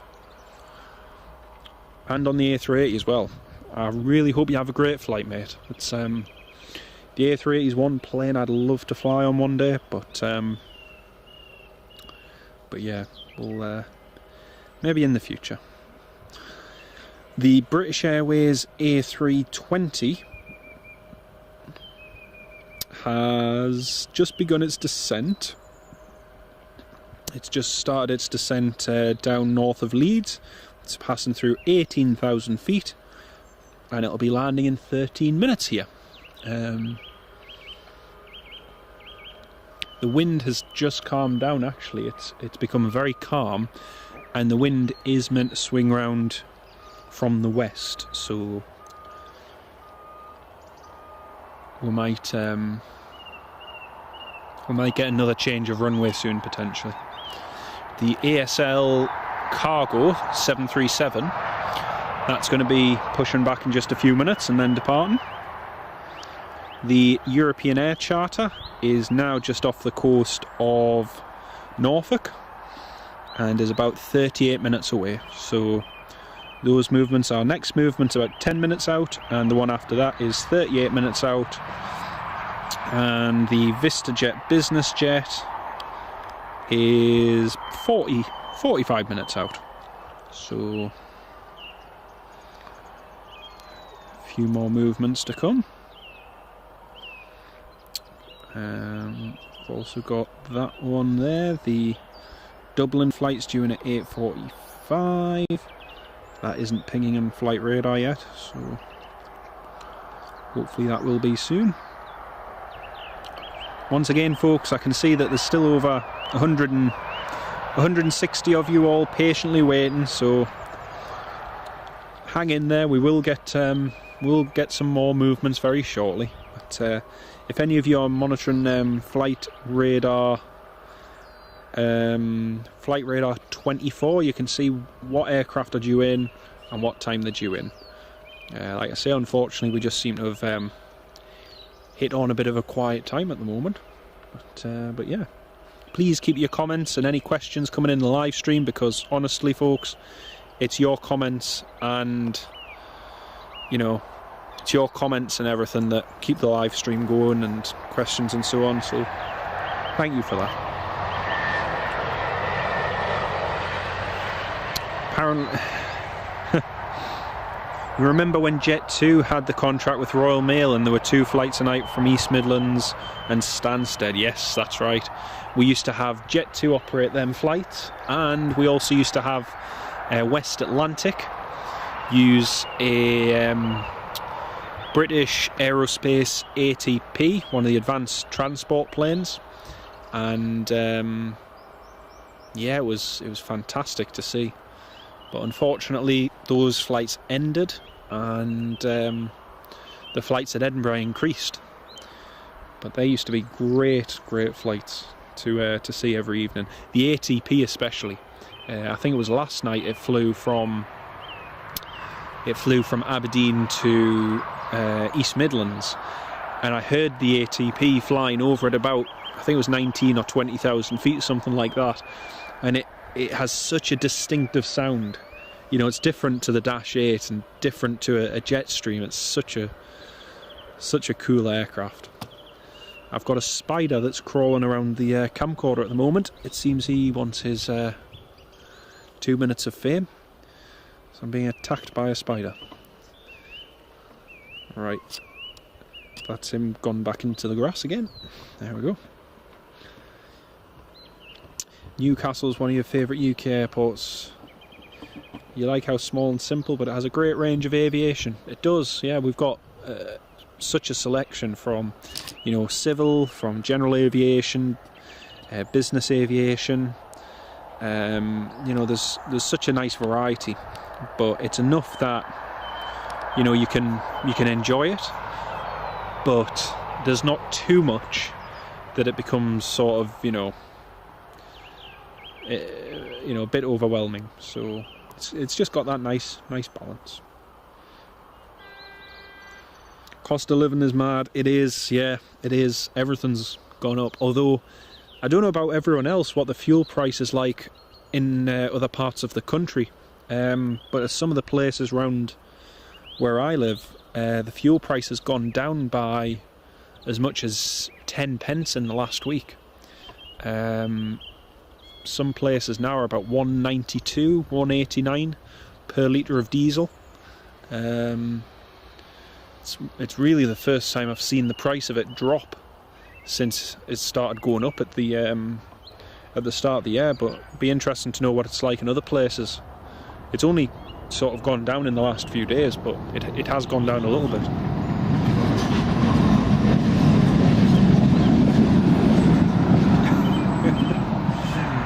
Chipper's 1990, apparently McDonald's have upped the price of dust for me. Honestly, mate, honestly.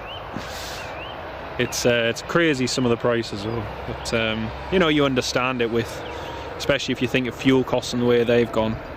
Oh, it looks like we've got a fuel tanker changeover already happening. That's quick. First fuel tanker's out, second fuel tanker's in.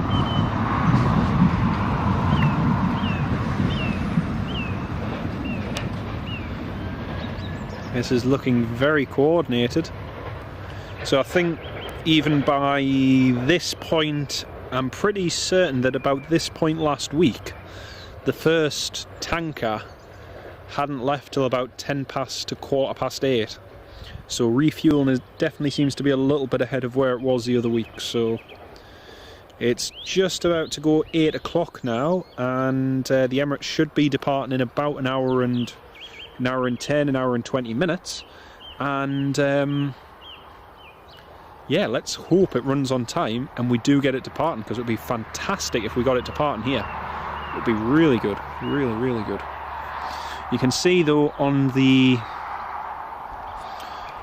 just over there, all of the cargo is waiting to be loaded on. So once that cargo starts to get loaded onto the aircraft, we'll know that things really are moving at a good pace. So yeah. And we've got the next fuel tanker arriving already. Dear me. Seems like everyone wants to refuel the Emirates this evening. Hey dear. Still here, Naomi. Great to have you still on, and everyone else tuned in as well. Like I say, the British Airways is just a little less than 10 minutes away, so that's not long now.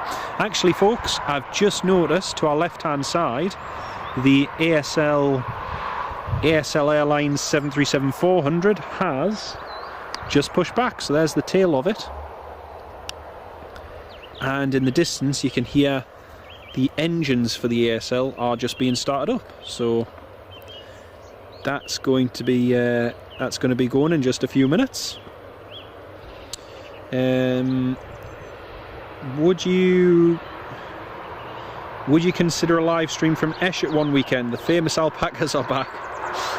I'd never say no to a live stream at Prestwick. No, never say no to that. But it has to be a weekend when there's good activity at Eshet as well, and a decent amount of it. Otherwise, it can be a bit like it is here at the moment, a bit quiet. But yeah, certainly one weekend. Who knows? But I'd have to coordinate and organise it first. Jackie Hutton, are there more flights during the day during the week, and which companies fly from here? Yes, there are typically more flights during the week. It tends to be Jet2, Ryanair, TUI in particular, and especially at the moment because the summer season has just kicked off, so all the flights are really stepping up at the moment. So yeah, it does tend to be during the week. Talking of the cargo, folks, there's the cargo just heading to the Emirates there. So there's some couple of pallets just being taken along. A couple of flatbeds really. Just being taken along to the other side of the cargo hold. So the cargo is on the move, and should be heading on board via the front. Yeah, that's it, just being taken there. So the cargo is just being loaded onto the aircraft now. So things are happening. Things are happening. Pete and Shelley, yeah, lovely to have you with us. Catch you next time, and hope you have a lovely weekend. Have a great weekend. Take care of yourselves. Ferry Hill 180.9 and 190.9. And Vincent still 199.9 at Tesco. Yeah, I usually like to go off Tesco as a bit of a gauge as to what the prices are going to be like, because they always tend to be the cheapest around Newcastle.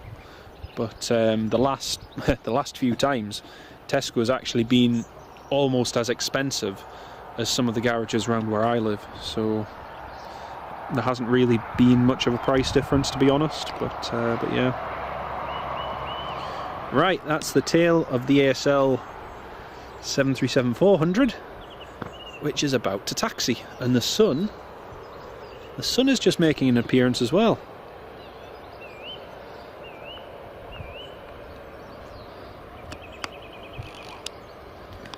The sun is just making an appearance now. I just wanted to show you those purple, I know they're weeds, but you know.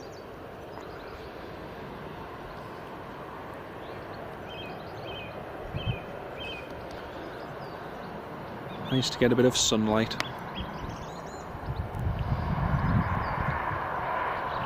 There's the DoubleTree by Hilton Hotel. It's built in the last few years at Newcastle Airport, and I'm told by some who've stayed there, it has some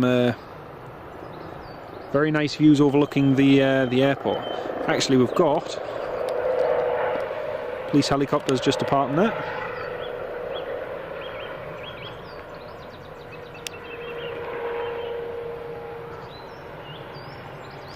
There's the police helicopter going.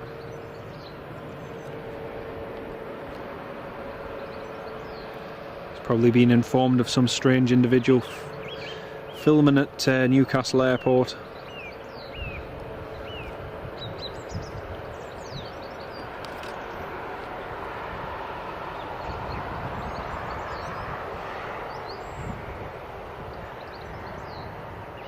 And the 737-400 looks like it's just about to start taxiing, so we'll pan back over to the 737 in just a second.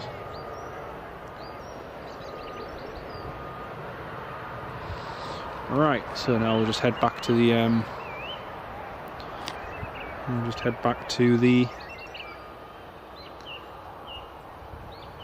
737.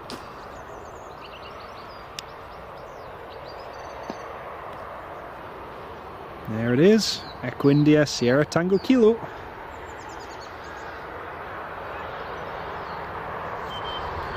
I feel like I have seen this aircraft so much. Oh, look at the light on that. The light on that is beautiful. Beautiful.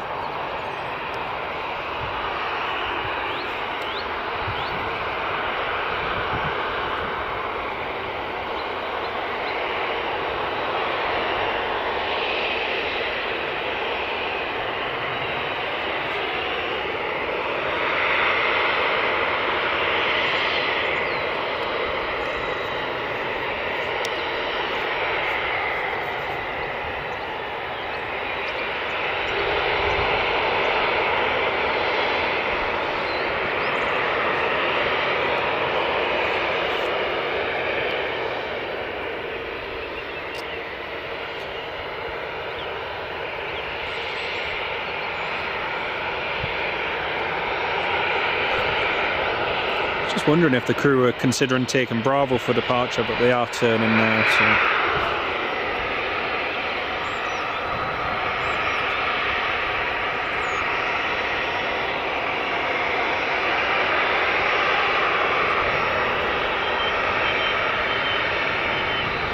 Oh, here comes the British Airways.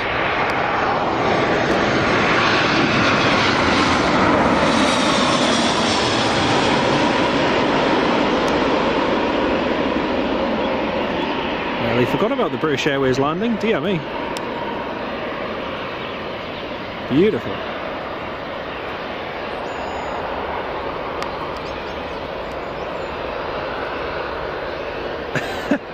I got so distracted with the 737-400, I totally forgot about the British Airways.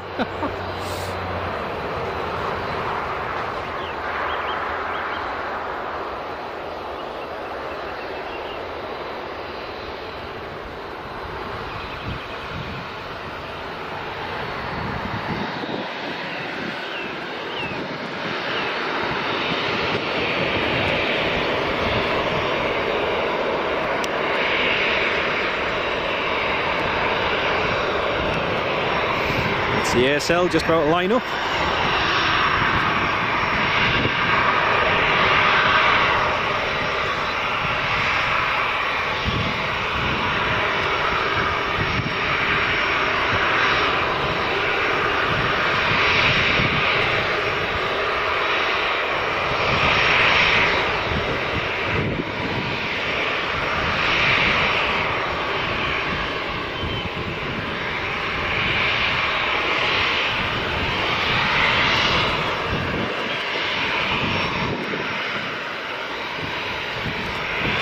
Oh, there's a magpie over there.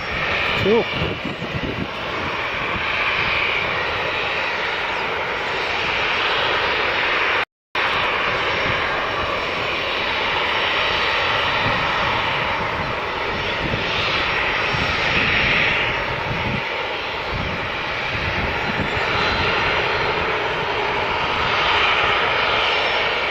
British Airways just flew over your house. Ah, nice one, nice one. I missed that message before I'd Put my phone down. Right, here comes the start of the evening.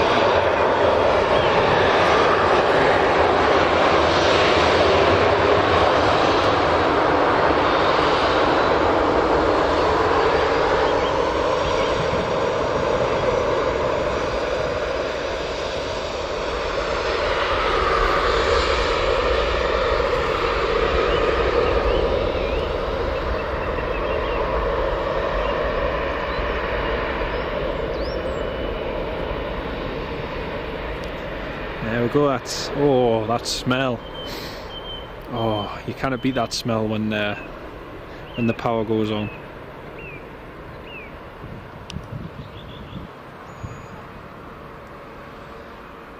And a short takeoff roll. Like I say, that ASL is only heading up to Edinburgh, so it's not a very long flight.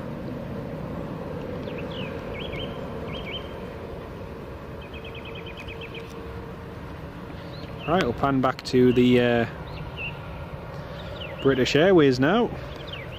One that's just landed from London Heathrow. And as I said earlier, the previous British Airways flight, which was due around tea time, that was cancelled. So it's always a bit of a shame, because I always hope that one day they might put, you know, a larger aircraft on the route, but they never seem to. It's always just, I don't know what happens to the passengers whose flight is cancelled. I'm never too sure.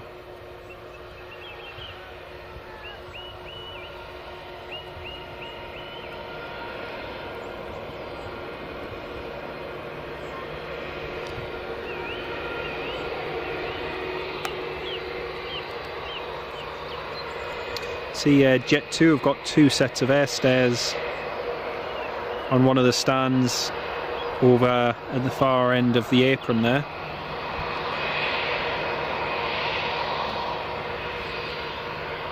Presume that'll be for one of the arrivals later on.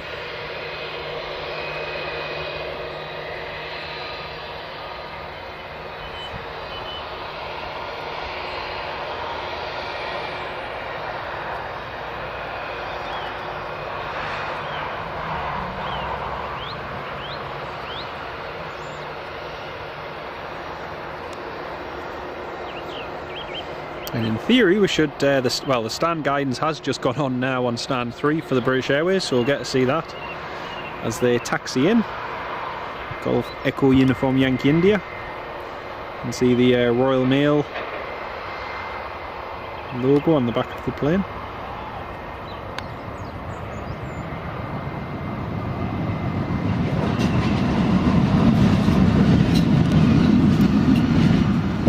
Sound of another one of the metro trains just heading into Newcastle.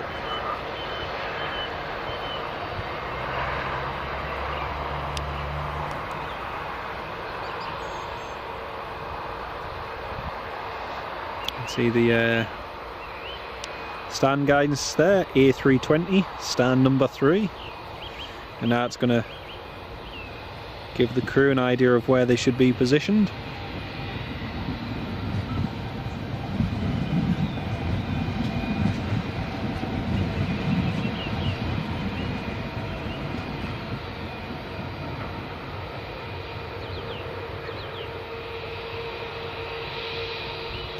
The stand guidance systems are really impressive. Really impressive. And it gives the crew a great mark on where to stop, so the jet bridge can quickly be connected and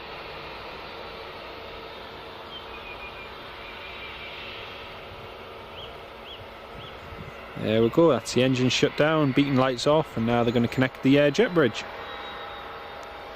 Brilliant. Well, most of the cargo looks like it's heading on to the Emirates at the moment, so they're loading that as we speak. I see we've got about 260 odd viewers at the moment. Welcome to each and every one of you. It's great to have you with us this evening. Welcome to Newcastle International Airport. If you just joined us, we've just seen British Airways A320 landing. We've got a VistaJet business jet, which is going to be landing shortly as well. And also we'll be getting the Emirates 777 departing in about the next hour, hopefully. So, yeah, stay tuned. There's lots more to come. Carl Shell, hope everyone's well, doing very well. Thank you very much. Anthony Mills, Jet Petrol, Bishop Auckland 177. That's the cheapest you've seen. Interesting. You're watching the England Women's Euros versus Northern Ireland. Keep everyone updated. Thank you very much, mate. I was very impressed with the... I watched some of the highlights of the Norway game the other day. The one where they got 8 goals. That was very impressive. Really, really impressive. Wife is watching Corrie. Yeah, I'd stick with this, to be honest with you. I would stick with this. And Avgeek Mel has just shared the live stream on Twitter. Thank you very much, Mel. Really appreciate that. That's really very kind of you. Unfortunately tonight, if you are just joining us, unfortunately it is not the busiest evening here at Newcastle. We've got this British Airways here. We've got the Emirates 777. But like I say, it's quite a quiet evening, to be honest with you. And we'll have some more activity in the next hour, but we've just got to be patient and wait for it. But they are loading the cargo onto the Emirates 777 now, so it should be going in the next hour. Kay Turner, how have you or would you consider doing a live stream from RAF Valley? Yes, I would consider doing it. The only thing is, RAF Valley is quite a distance for me. So obviously, if you're going across to Anglesey, then you know it's a bit of a drive. The last time I was at RAF Valley, I flew with Eastern Airways on their Jetstream 41 from RAF Valley down to Cardiff. So yeah, that was the last time I was in the north of Wales. I also went to the Mac Loop. Managed to see 2 Hawks there, which was fantastic. But yeah, I'd like to do a live stream from like Lossiemouth or Coningsby or somewhere like that first. But yeah, RAF Valley, definitely one day, that'd be great. Why, Vincent? Great question. RAF Valley would be great, it'd be really good. And Joseph, welcome to the live stream. Lovely to have you with us. And well, I hope you enjoyed seeing the Emirates land as well, which was pretty good. But welcome to the live stream. Great hotel. Yeah, I wouldn't be able to comment on that. RAF Valley would be great. It would be really good. Those weeds make a wonderful cup of tea. Well, I'm not so sure about that, but certainly know they would need cutting down at any rate, which would be something.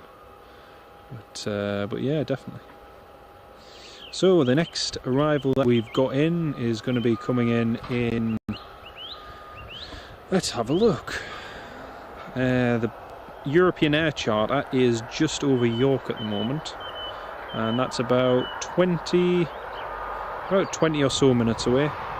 Lima Zulu Lima Alpha Charlie, and that'll be landing in about 15 minutes, if that. The VistaJet from Antigua is just over Campbelltown, 22 minutes away, and has just begun its descent. So that'll be landing soon as well.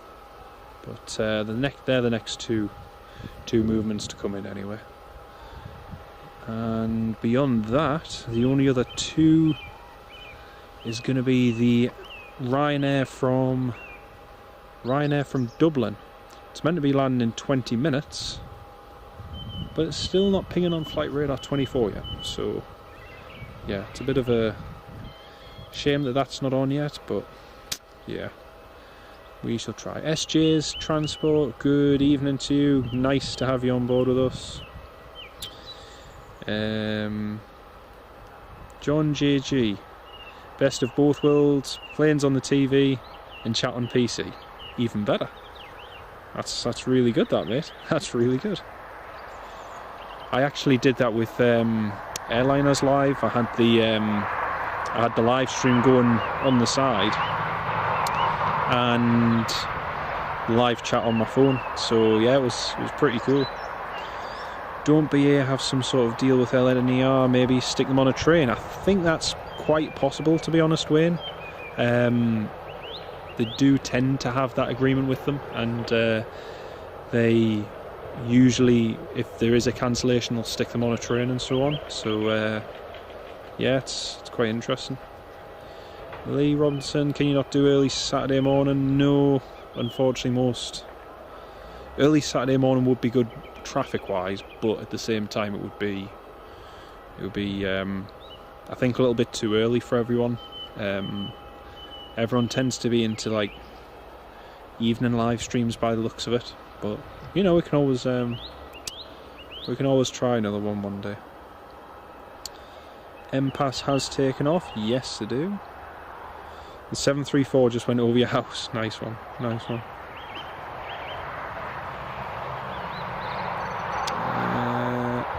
Looking at the ASL's flight path, you forget how far to the west Edinburgh is.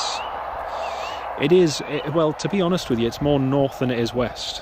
If you were to go, you know, in a direct line as the crow flies, then it would only take barely the time it takes, you know, currently. It would be a much shorter flight time. The reason it has to go so far west to then go north is because of the way the airspace is structured. So from Newcastle you go from controlled into uncontrolled airspace, and then after that you join Edinburgh's control zone through Scottish. So if you went as the crow flies, it wouldn't be so bad, but yeah. So the also we've got the Loganair. Oh, I forgot about the Loganair. The Loganair from Southampton is just about 20 minutes away and is at 28,000 feet, just over Leeds. So we'll get the Loganair as well. That'll be cool. I'm just trying to see where our Ryanair flight is. Is it taxiing yet? Nope. Is it pushed back yet? Nope. Is it in the air yet? Nope. Let's see. No, it looks like the Ryanair flight's going to be delayed by quite a bit. But anyway, the next two arrivals landing on runway 07 are going to be in the next 10 to 15 minutes.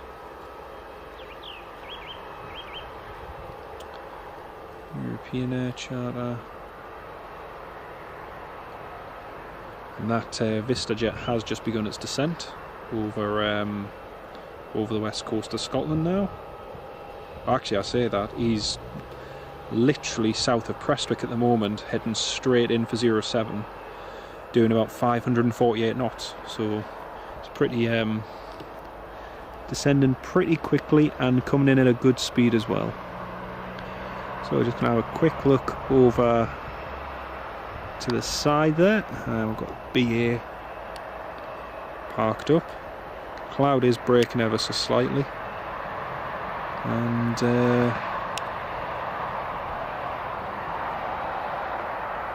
I'm not sure, is that British Airways due to be... yeah, the British Airways is due to be going out. It's scheduled for 8:30, but it says delayed till 8:50. So we might get the British Airways departing as well, by the looks of it. So yeah, I'm just waiting to see when we get the first passengers board in the Emirates. Can't see anyone that's boarded yet, but that's meant to be departing within about 45 minutes. I'm just looking at the flight history for EK34. Last week it didn't depart till 10 o'clock. The week before was when we were here. That was 10:47. And the week before that was 9:42. So there's every chance that this Emirates is going to be delayed. It always seems to be delayed on a Friday night. So I whether that's an omen or something, I don't know, but it's not a good sign. General Ryan here from Aberdeen. Hello, welcome to the live stream. Should come back to Aberdeen someday. Yes, I need to. I was meant to be up for 2 weeks in May, but unfortunately that had to be cancelled. So yeah, hopefully we'll hopefully get up to Aberdeen in the next few months. But that'll be good. SJ's Transport, hello as well. Amazing looking environment around the airport. PG, thank you very much. Cheers. Edinburgh's further west than Bristol. I'm not sure. Not sure about that. I'd have thought Edinburgh was a bit further east than Bristol, if I'm honest. Nice chilled vibe on the live stream. Thank you very much, mate. Cheers. Just try and keep it conversational, and unfortunately that involves a lot of talking from me.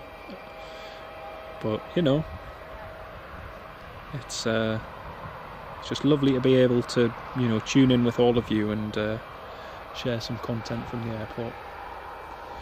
There is a Ryanair 737-800 about to fly over, but unfortunately it's a bit cloudy, so we're not gonna see it. And the European Air Charter, the A320, is at 5,000 feet, just about to turn onto final. So yeah, we've got another 3 arrivals to come in, and then another 3 departures. So still some activity yet, folks. Like I say, I'm just a little bit disappointed I came to this location instead of the other one, because the other location would have given us a great view overlooking the approach path. But yeah, we'll maybe try that again next time. We'll see how it goes. The KLM flight is meant to be an Embraer E2, but unfortunately with the nights cutting in, sunset is at 9:37, and by the time the KLM comes in it would be pitch black dark in about 2 hours, which is a shame. But yeah, do you get Ryanair 737 Maxes down there? We do indeed. We get Ryanair 737 Maxes which are Irish registered. We've also had the Polish registered Buzz 737 Maxes, and yeah, also we get TUI Airways 737 Maxes, Corendon Airlines 737 Max. So yeah, and Callum probably no longer than the Emirates departing, to be honest with you. It'll probably be up until the Emirates, and but again it depends, because the Emirates last week and the week before was very delayed.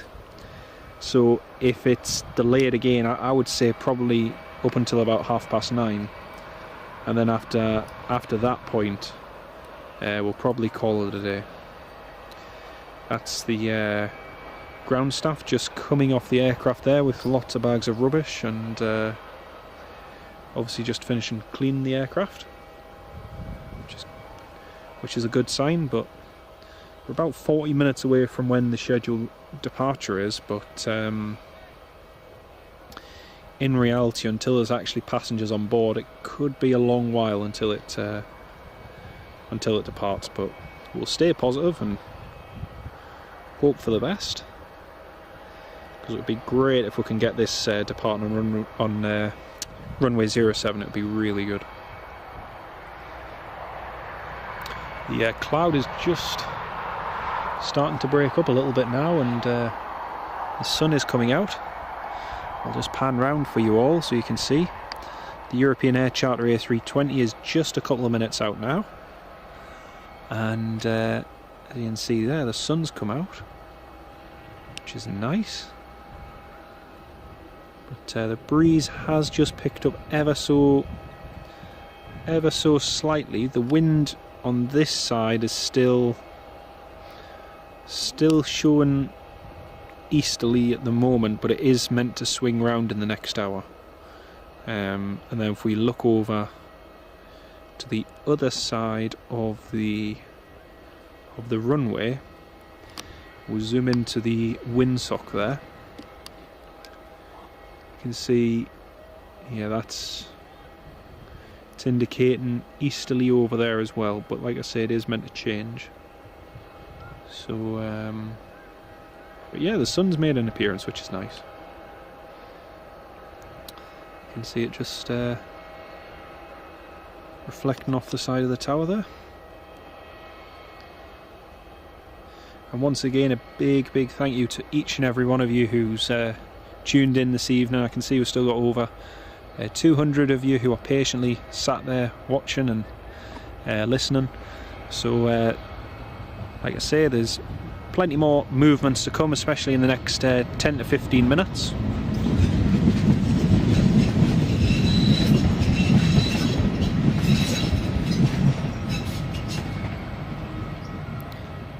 But yeah, we'll still have a few more to come in. That was just one of the metros heading back to the airport, you would have heard there.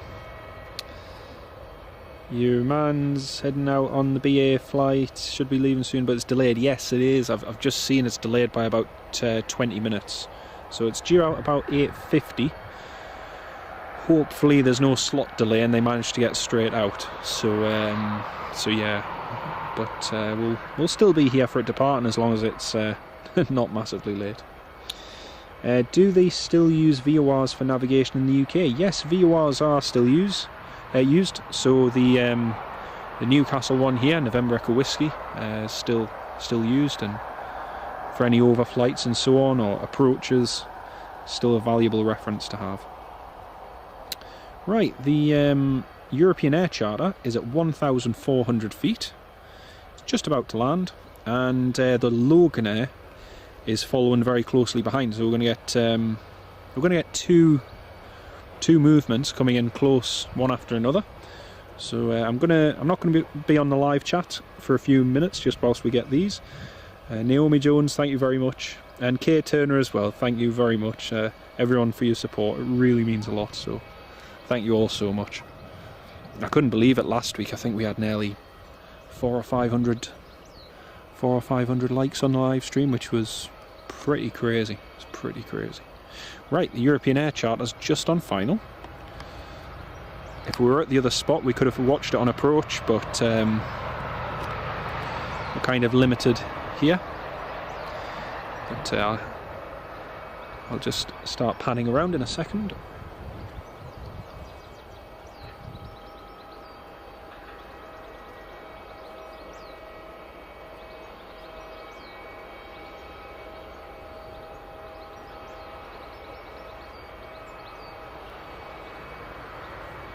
Right, you can just hear it coming now, folks.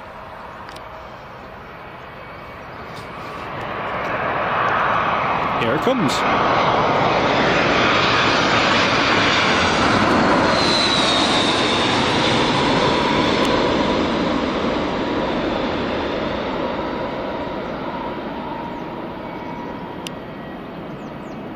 Oh, that was smooth. That was very smooth.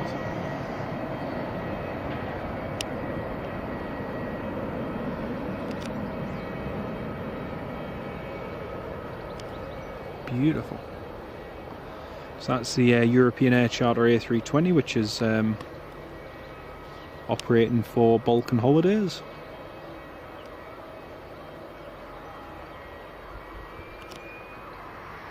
Cool.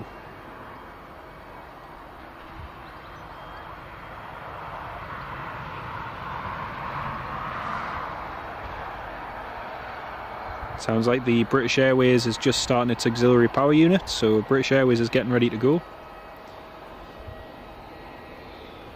And this European air charter crew seems to be in a hurry. They must be delayed.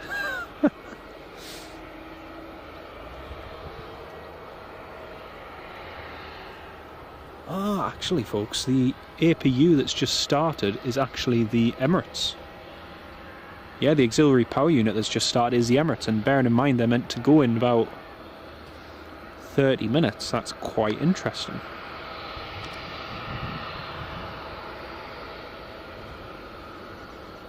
Very interesting.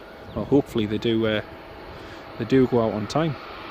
Right, next movement to come in is the Loganair Embraer 145, and that's going to be in just a moment.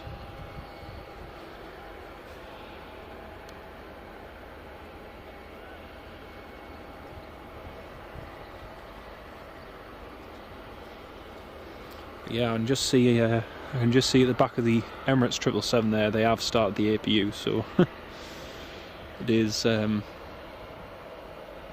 minus passengers, but it looks like they're getting ready to go. I think I'm getting my hopes up too early at the moment, but I am ever the optimist.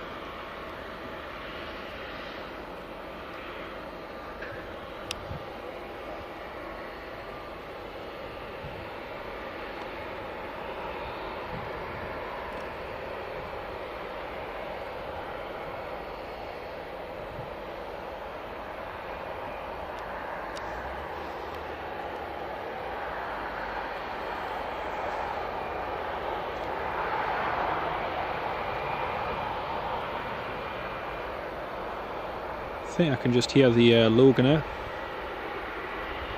in the background. There we go, and that's Lima Zulu Lima Alpha Charlie.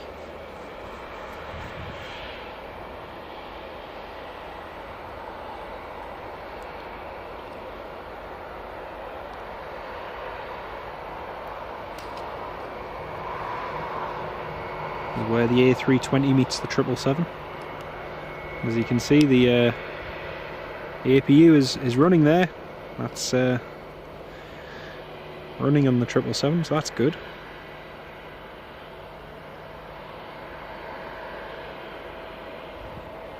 Brilliant. So that's a European air charter in, and next to land is going to be the Loganair.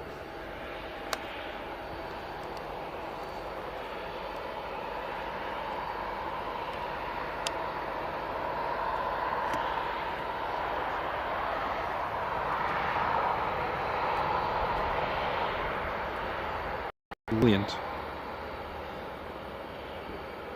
You're trying to get us that drink here. Thank you very much.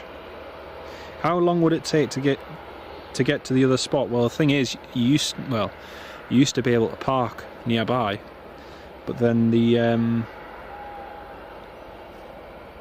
but unfortunately the farmer stopped anyone parking there, so you've now got to walk or use a bike, and it takes a good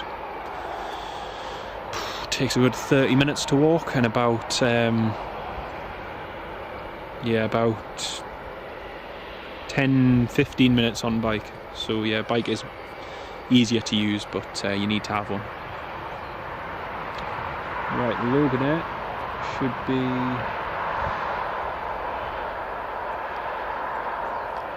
Loganair should be any second now in theory.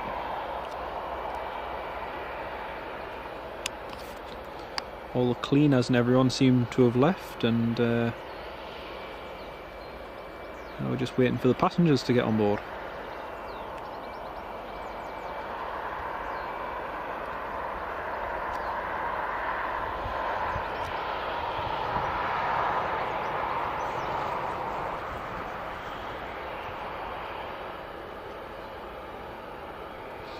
But like I say, if the passengers don't start boarding until 9 o'clock, then you can guarantee this isn't departing until past or 20 to 10. So we'll keep our fingers crossed. The runway landing lights have just been turned on. So the yeah, as you can see, all the runway landing lights are on. So what I'm going to do is just manual focus the tripod, folks. Oh, the battery looks like it's about to die. Just 1 second.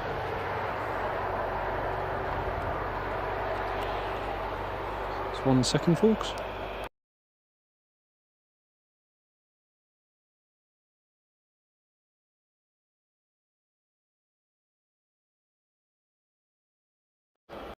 Sorry about that, folks. For some reason the previous battery just went from having about 15 minutes remaining to only having 2 minutes remaining, so just quickly change that.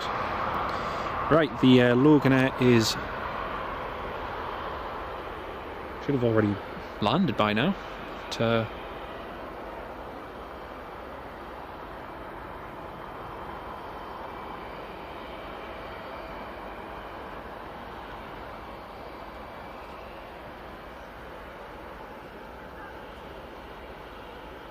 yeah, it wasn't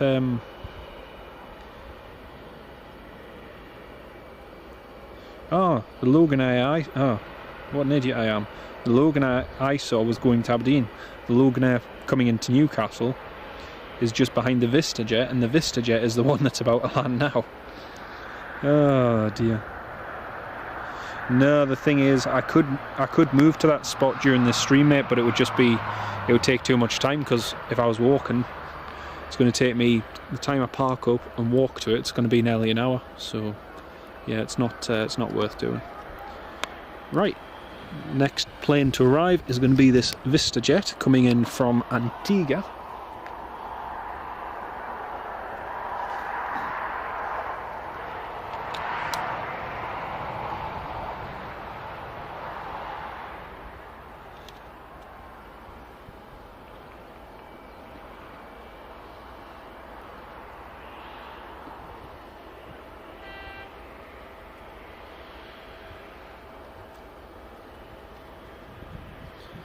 That should be coming in just a sec. It was just at 900 feet, and then the Loganair's behind the VistaJet, so it shouldn't be too long. But the Loganair Embraer I saw was heading to Edinburgh. Not Edinburgh, sorry, Aberdeen. I will get it right one day. Right, here it comes.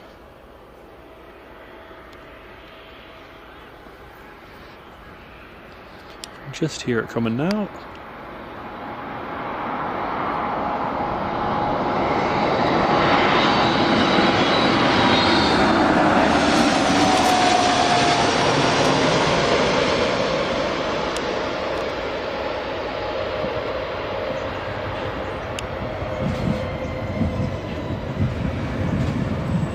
Beautiful.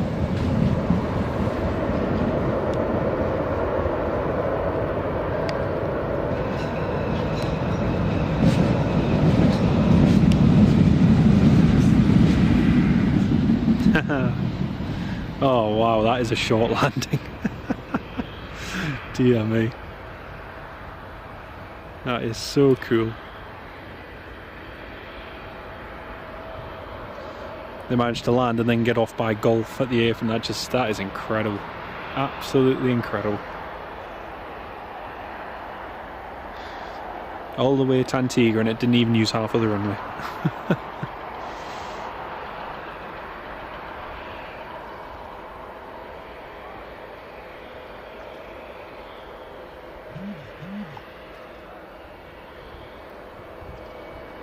And next we'll have the Loganair Embraer 145 coming in just a second. I have to keep checking my phone because after last week, folks, when the live stream went off. You're here but late, Paul Eddy. Welcome aboard, mate. Great to have you with us. Great to have you with us. And this time we're not at Edinburgh this time, so hey, somewhere different.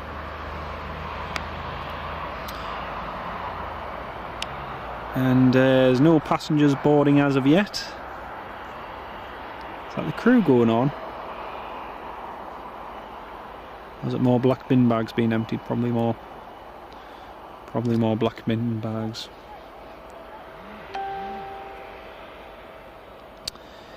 Just been to the fridge and nearly inhaled a bottle of wine. Oh dear. There's no go to gate. Claire Martin, thanks for that bit of information. There's no go to gate yet on the flight information for Emirates. That's helpful. Thank you very much. Hopefully it's soon. But like I say, it's about 9:15 now, and it should be going. Right, Loganair is 1,200 feet.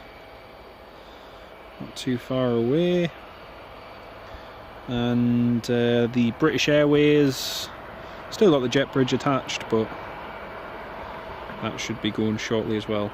The Ryanair the Ryanair flight from Dublin is only just taxiing to the runway, so the Ryanair from Dublin isn't going to be landing till about 9:30.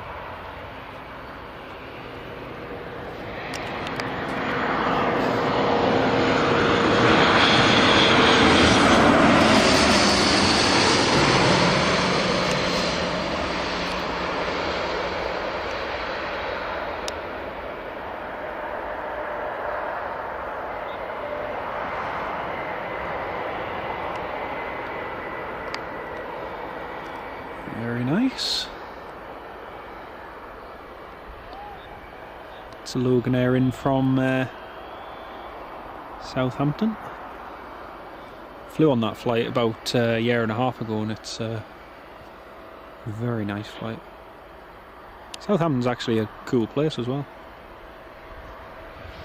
You can see how blurry that shot is, and it's because the autofocus is trying to focus on the runway lights. So if I manual focus that there now, that's going to be a bit of a, there you go, that's a bit of a clearer shot there.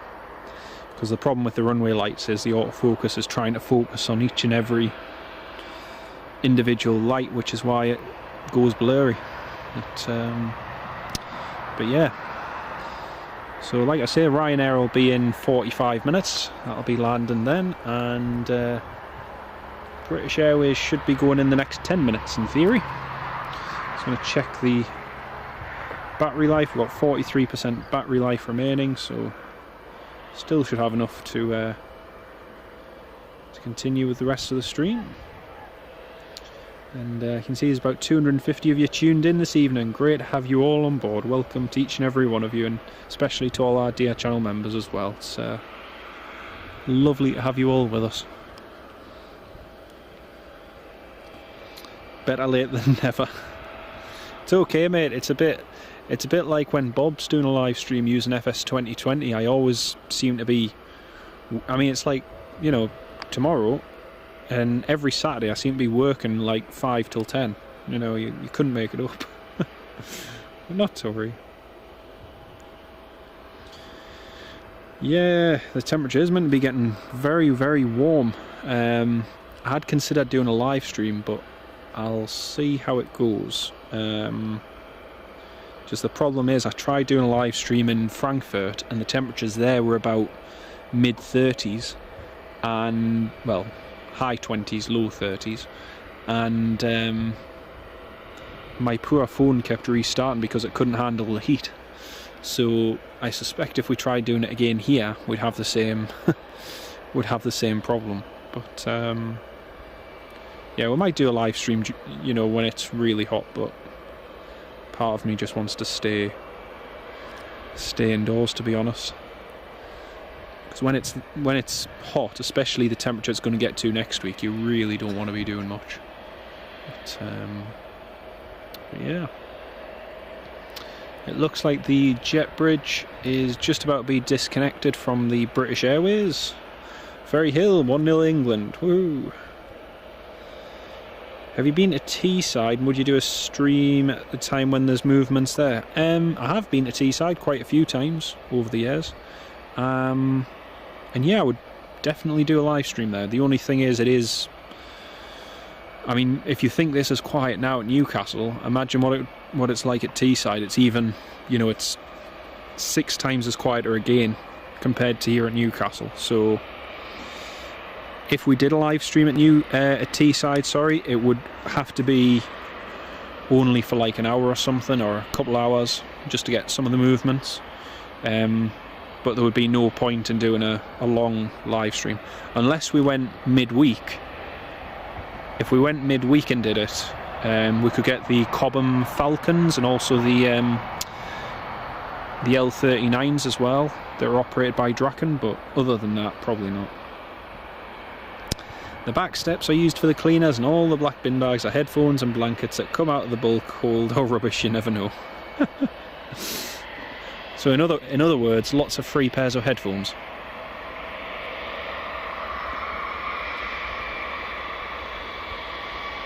Golf Sierra Alpha Juliet Delta. Clan McRitchie.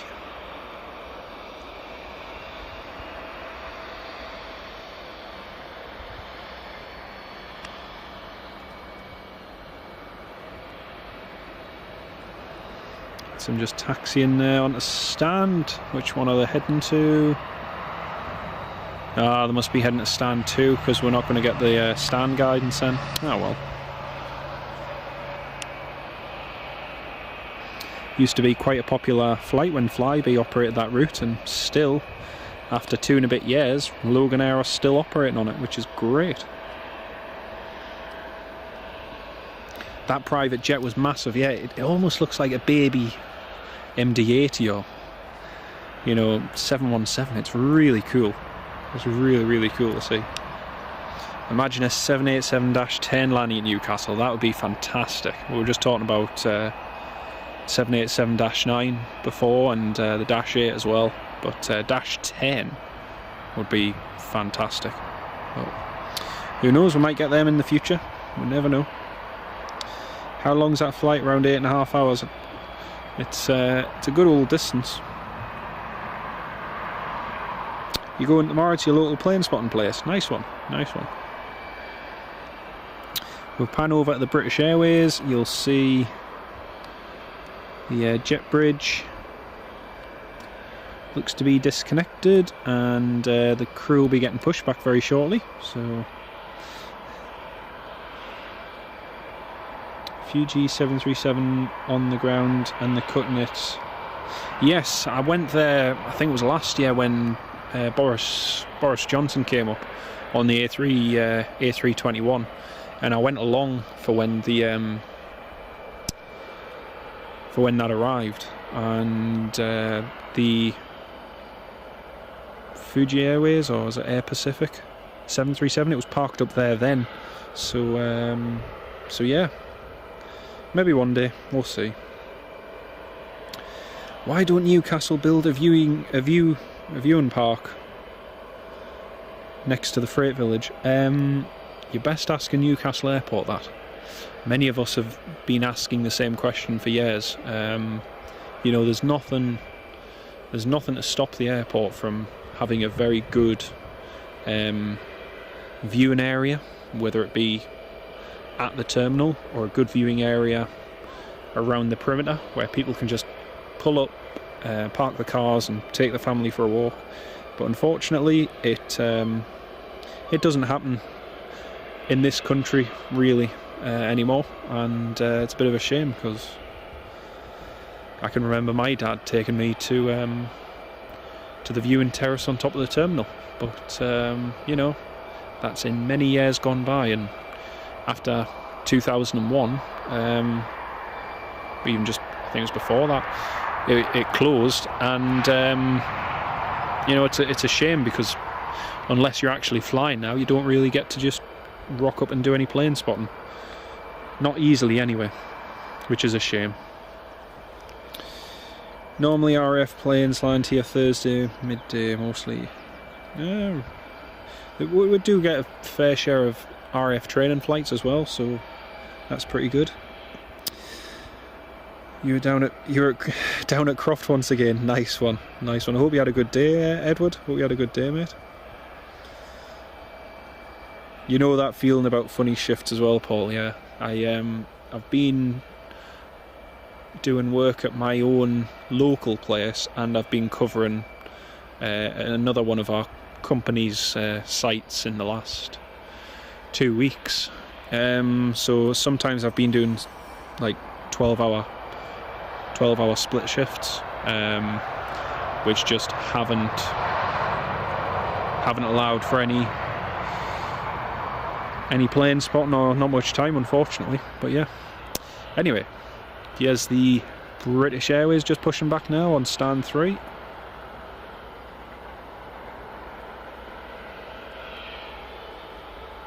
And you can hear the engine just getting started there. Heading back to London Heathrow. And Laura Coyle, hello, welcome to the live stream. Great to have you with us. When's our next live stream at Newcastle? Next live stream's probably going to be next week at some point. Yeah, it'll probably be maybe midweek, possibly. I'll have to see how my work schedule goes, because I've got quite a lot of work on next week. So yeah, we'll have to see how it goes.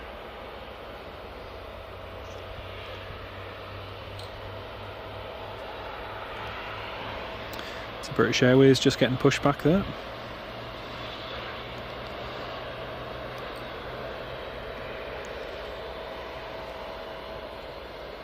Should do a live stream between like 1 to 5, yeah. There is usually quite a bit of traffic around then, you're absolutely right, and we'll probably do that one day. But at the moment, unfortunately, with the way, you know, work schedules are, it's basically the evening for a lot of times or nothing, unfortunately. So yeah. They have a viewing park at Manchester, John. Yes, they do indeed. Unfortunately, a lot of other airports across the UK don't. It's something that should be encouraged. If you go to any other major European airport, likes of Frankfurt Airport, you don't have one place to park and view aeroplanes. You have lots of places, numerous locations. You can just park your car, go around the perimeter and take photos and videos. So even without that, you can't, you know, you can just go for a walk, take your family and be around the airport. In this country, certain airports, if you do that, you're deemed a security threat or deemed a risk to the airport security, which is absolutely crazy. 2-0 half time. Thanks for the live updates, Ferryhill. Cheers, mate. Wasif, hello, welcome to the live stream. John Driscoll, hello, welcome on board. Missed you the last couple of weeks, good to see us. Hot here in Atlanta, yeah, I can imagine it will be. It's forecast to get very hot here in the UK, particularly on Monday and Tuesday, where we could see temperatures of up to 40 degrees Celsius, which is going to be crazy. It's going to be the warmest temperatures ever recorded in the UK, so it's going to be a hot week next week. But hey, no one can say that we never get a summer. Especially when the temperatures here are going to probably be warmer than some other places, some other very hot places in the world. So yeah. Dubai flight delayed by 40 minutes. Oh no. Well, I think that's going to Ferryhill, thank you for that. I think that's going to mean we won't get the Emirates departing, unfortunately, folks. I think we might just have to get this British Airways and possibly wait for the. Actually, we might wait for the Ryanair coming in. We might wait for that coming in and then end the live stream. Just, I don't know what it is. This Emirates seems to have a habit of being delayed on Fridays for quite a bit of time. So yeah, I think we might just end the live streaming after that. So yeah. Brian Elliott, Manchester probably has the best attitude to aviation enthusiasts. I agree with you to a degree. It is easier overall, in my opinion, to do plane spotting at Manchester. As regards the aviation park, though, it's become more monetised over the last few years, so even just paying to park there and all sorts, which I find is a bit of a shame. Every other major airport in Europe, pretty much, maybe apart from Paris Charles de Gaulle, as an exception, virtually every other airport has a place where you can just park up near a mound and go and watch some planes without paying a penny. You know, you go to Malta, it's like that. You go to Frankfurt, it's like that. You go to Warsaw, Gdansk. You know, Gdansk Airport, a small European airport, and they've got loads of viewing mounds and viewing areas where you can go. So I think it's a bit of a shame that this country doesn't do more like that, but it could be much better. It could be much better. Paul Eddy, when am I next up at Edinburgh again? It's probably going to be in the next week to 2 weeks, mate. I'm not entirely sure. But I'll have to see. I was obviously just up this week, but yeah, I'll have to see, because up until the 31st of July I'm basically working at 2 places, plus with all my other work on top of that, so I just have to try and fit it in at some time, but I'll let you know, mate. I'll let you know. Laura Coyle, no problem, thanks. What time does Emirates depart? It looks like 9:50, possibly even later at the moment, unfortunately. So I don't think we're going to stick around for the Emirates tonight, folks. Just like I said, it has a very nasty habit of being delayed on a Friday. John Adams, hello from Dinnington, mate. Great to have you with us, John. Hope you're keeping well, mate. I'm doing very well, thanks. Doing very well. Enjoying a nice, quiet day off work and spending the time to share a little bit of plane spotting with all of you from Newcastle Airport. So yeah, it's great. Still no go to gate for the Emirates. This is 10 PM departure. Yeah, easily 10 PM. Yeah. It's a shame. It's a real shame. Just seeing where the Ryanair flight is. Come on, where's the Ryanair flight?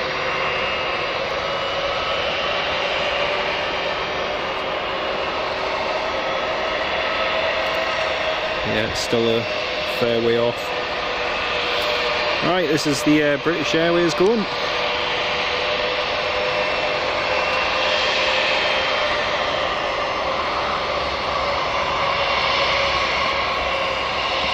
I just need to manual focus, folks.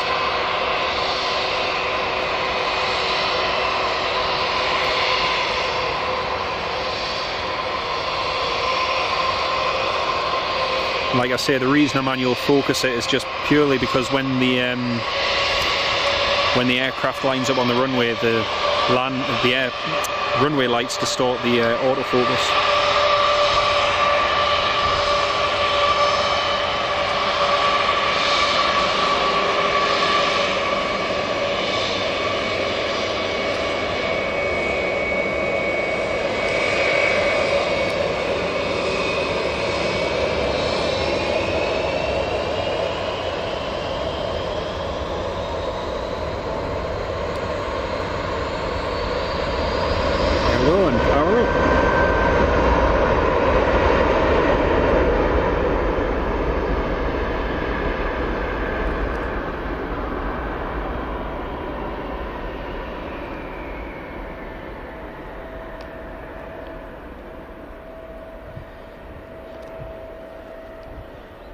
Be interesting to see. There we go, got lift off. Be interesting to see when the European Air Charter departs. And actually, does anyone know what the European Air Charter says regarding the gate at the moment? Because if the European Air Charter says that passengers need to go to the gate, we might just stick around for the A320 departing and see if the Ryanair comes in nearer that time, so we might just do that. If anyone can see on the arrivals and departures board, please, that would be fantastic. Can see we've got 332 of you tuned in at the moment. Good evening to each and every one of you, and it's Friday evening, and we are live again here at Newcastle Airport. Sadly, it's a little bit quieter than it is normally, and we've just got that British Airways departing. Then we've got the Emirates, which it was meant to be departing in the next 10 minutes, but unfortunately it looks like it's going to be a very, very long delay. But yeah, bit of a shame. We'll try and maybe stick around for the departure of the A320. But if anyone can, yeah. Paul Eddy, when Jonathan won't settle for British Airways, you're absolutely right, mate. I'm a principled person, and I'm sorry, but British Airways is British Airways. It's a lovely airline, and this, that and the other, but give me a Ryanair 737-800 any day of the week. Birmingham has a basic viewing area in the car park but car parking is it is, yes. I went to the NCP car park and paid to go there. Man, it was expensive.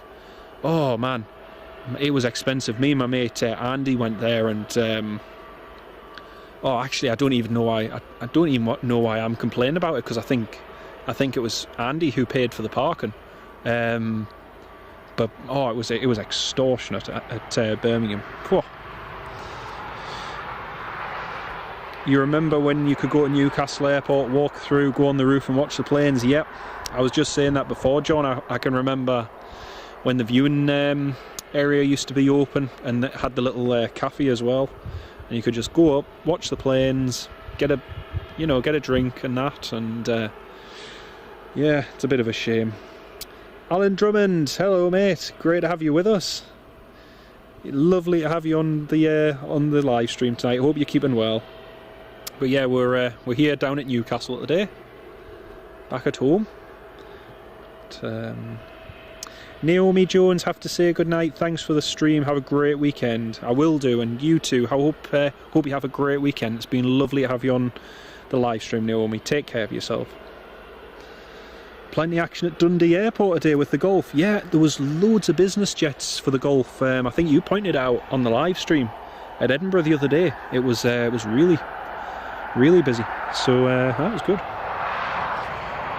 At London Gatwick, even you can go to a field at the end of the runway and film. That's right. I've spent quite a few years plane spotting at Gatwick. Ironically, I think it's going to be next week.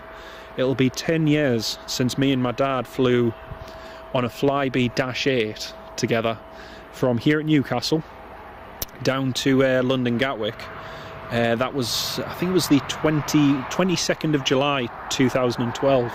And we had 2 days there, and we did plane spotting at the end of runway 08 right, and oh, it was fantastic. It was so good.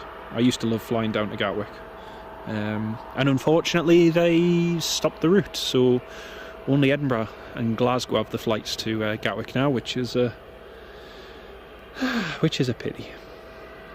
You do love airport live streams. Nowhere decent around me apart from when it opens on. Yeah, that's true, mate. That's true.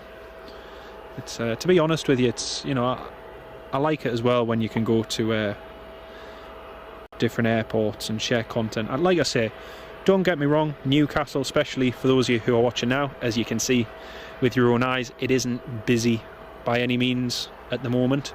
If we came in the morning, you'd see a complete difference. But yeah, we'll have to do that one day, actually, do an early morning live stream. Let me know in the comments what you think about that, because traffic wise, during the afternoon, during the morning and afternoon is when it's busiest here.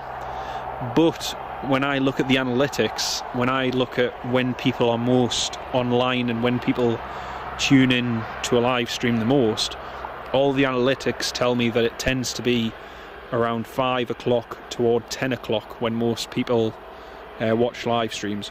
So let me know if you'd like to see a live stream in the morning or afternoon when it is busier, and I'll try and organise that one day, and we'll do it and just see what everyone thinks and what the general response is. Because, like I say, I want as many of you to be able to see it as possible. But like I say, when it's quiet like this, it's maybe not always the best. I get that. Inbound Ryanair's delayed till 8:33. Okie dokie. I'm just seeing where it is now. He's just off Blackpool, actually. He's not too far off. Oh, we've got a business jet coming in, folks. We've got a business. We've got a Cessna 525 Citation from Manchester, which is just about to land.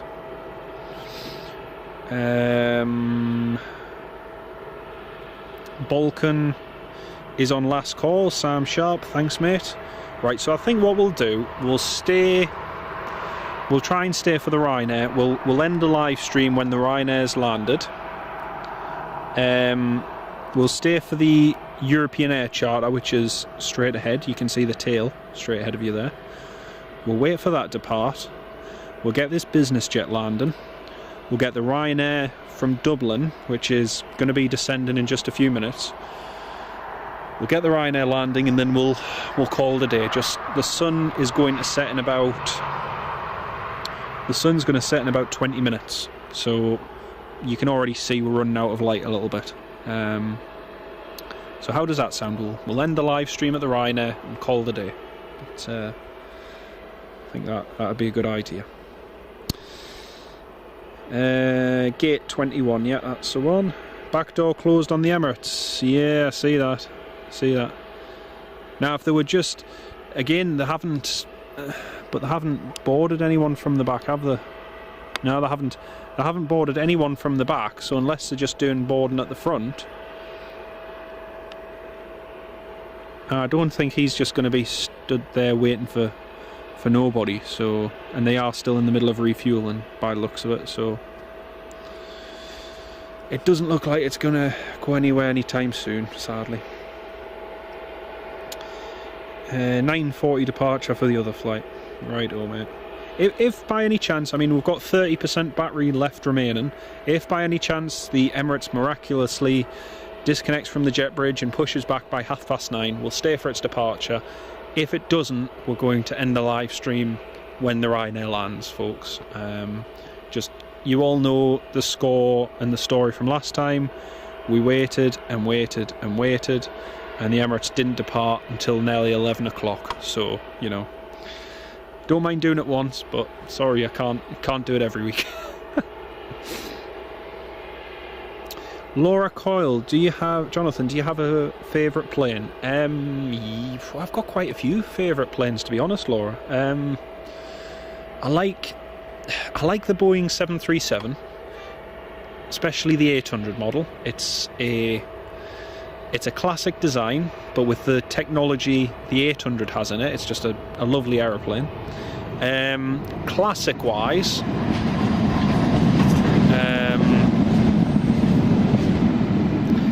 I would have to say the BAC 111, the British Aerospace BAC 111. Again, an iconic aircraft, which, you know, was sold not just in the UK but across in the United States and in Europe. And also the Avro RJ85. So you can probably see there's a little bit of a theme there, but the RJ85 was another aircraft that had such amazing potential, and, you know, has carried on serving up until the last ones have been retired in the last few years. So there's so many great airplanes, but they're probably just some of my favourites, to be honest with you. But yeah, nice question. I like that question. Thank you for that. Hello, good afternoon, watching with the grandkids, and great stream as always. Gary, thank you very much, mate. It's great to have you on the live stream. Welcome on board. Clean and done, just to load the bins and let the passengers on. Yeah. If only it were that simple, and if only it were that quick, because it doesn't look like that's happening that quickly. Right folks, this business jet should be landing in just a moment in theory.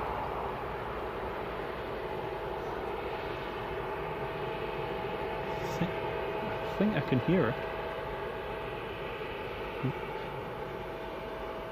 I'm always a little bit wary of checking my phone just in case I check it too late, and if I check it too late, by which time the plane's already... Oh, where is it? Yeah, there it is. It's a 1,500 feet, so we should just see it in a second. Yeah, that'll be fine. Also, the Ryanair has just begun its descent from Dublin, so that'll be down in just a few moments. But yeah, the Emirates doesn't look like it's going anywhere anytime soon. Ryanair shows 21:20. Good. Edinburgh has the executive Qatar jet in. Flew from Tokyo for the Open. Nice one. Cool. Very cool. Talking about the Dash 8, the video of the Canada Air dude. Oh yes, the yes, I've seen that. I think that one, the one you're on about, Alan, when that guy stole the Horizon Air Dash 8 Q400. The footage that has been shown is the footage of him basically going to work, going through security, stealing this Dash 8, and it shows you the start to finish, and it's sad, really. You know, it's really sad that he found himself in that position and did what he did. But again, I defy anyone who tells me that when they ask you about, oh, do you think you could fly an airplane from flying a flight simulator? My answer is 100% yes. Some people who think that flight simmers are, they just want to be experts and this, that and the other. But I'll continue my rant in a second. Here comes the citation.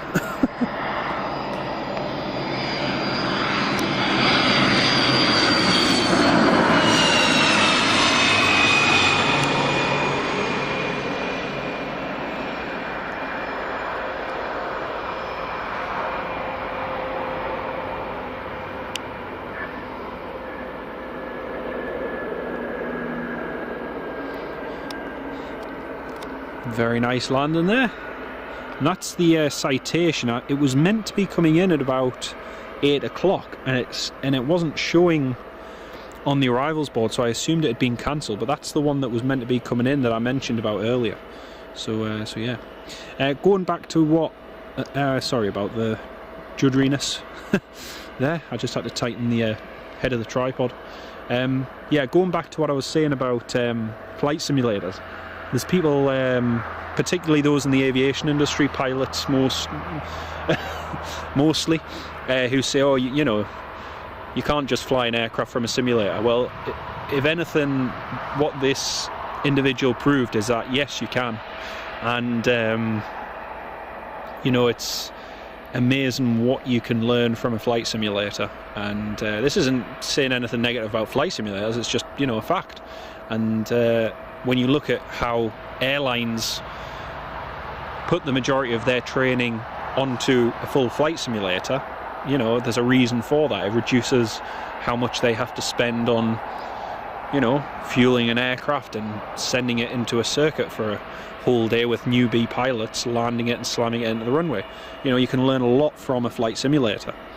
And just going back to this guy who stole the Dash 8 and crashed it, you know, it was a great shame.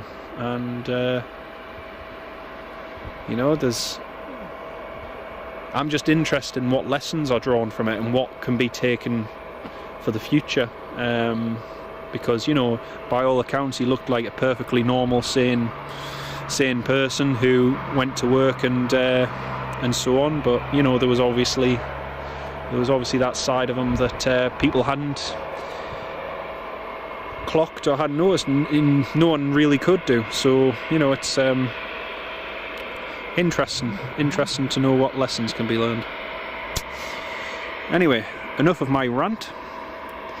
That citation is Delta. Oh, it's German. Guten Abend. Delta India Echo... Is it Delta India Echo Romeo? I can't see, the light's just wrong on the... That'll be in one of the... Delta, there we go. Delta India Echo Romeo Foxtrot, that's it. It's in a smart little citation, that. Very smart. Well, we'll pan back to the... Sorry folks, I just need to tighten the tripod head, just unfortunately it's... It keeps coming loose, so... Just had to tighten it there. Yeah, stairs are still on, fuel tank is still connected, and the European Air Charter is still at the back there, waiting to go. Right, I'm just going to pop back on the live chat, folks. Sorry if I missed your questions. Ironic, yeah, doing very well, thanks. Thank you very much. Is Emirates APU on? Yes, the Emirates APU's on, but it has been on for about 30 minutes now. So they're literally just sat there burning fuel. Basically. Adam Rose would be great, lots of departures in the morning. Yep, that'd be good. Like I say, we'll try and fit it in one day, but fuel truck just changed, it has, yeah. Canadian C-17 about to fly over your head. I know, unfortunately, mate, I couldn't see it because it's cloudy. You can actually see, I'll just show you what I can see now. That C-17 that just went over, you can see part of his contrail just there. But unfortunately, it was clouded over when he went. Actually, I'm just going to quickly check on Flight Radar. Yeah, it's like there's an Aerologic 777, which I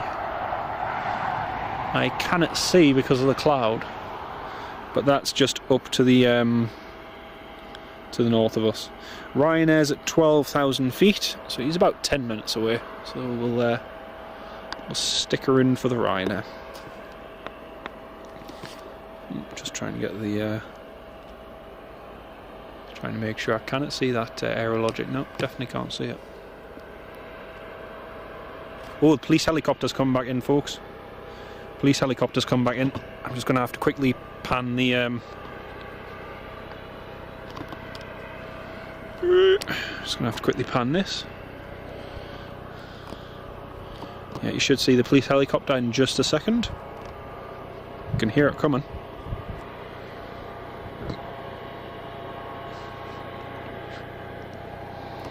I totally forgot about the NPAS helicopter going out before. Right, here it comes.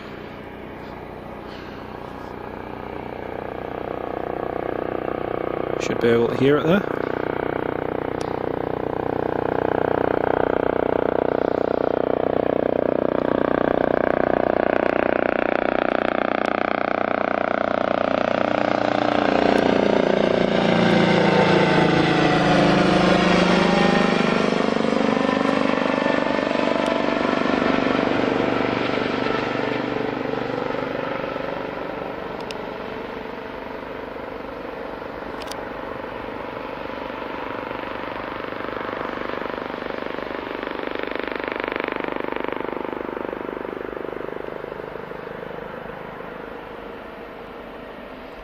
And that's our police helicopter just arriving back.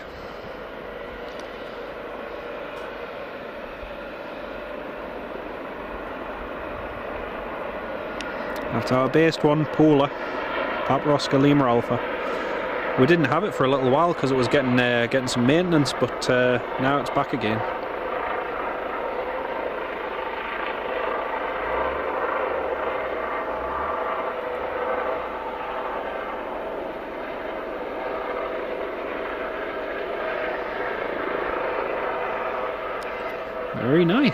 Very nice indeed. There's another little movement. Now we'll just pan back over to the Emirates. As you can see, nothing's really changed. Fueling still ongoing, stairs still attached. Nothing really changed. Right, I'll just get back to the live chat, folks. Like I say, Ryanair's less than 10 minutes away now. European Air Charter A320 is pinging on flight radar, so we're going to get the A320 in just a moment as well, so that'll be good. A320 is just about to push back. Happy days. You can see there's still about 300 of you tuned in at the moment. Very good evening again to each and every one of you. Great to have you all with us. Right, I'll just double check. 3-0 England, nice. Is that a fuel trunk? Is that fuel trunk? Truck? My goodness. Can't get the words out properly today, I tell you. You're back. When you flew out to Tenerife in May, you bought 15 for a pint. Yeah, that's Wayne. Unfortunately, that's airport prices, mate. Unfortunately, they ain't cheap. They ain't cheap at all, mate. Well, we've got. Let's just have a look. Doesn't look like there's any cargo waiting to be loaded on the other side, and the fuel pipes, the fuel hoses are just being disconnected. Fuel hose has just been disconnected, panels are being closed, cones are being moved, but I still don't think the Emirates is going to be going out for a while. I still think it's going to be a while and the jet bridge will remain connected. I'd like to be proven wrong, but hey. Plus my phone battery's at 28%. Just tuned in, Stephen, waiting on the Emirates. Oh. I think there's another helicopter coming in. I can hear another helicopter.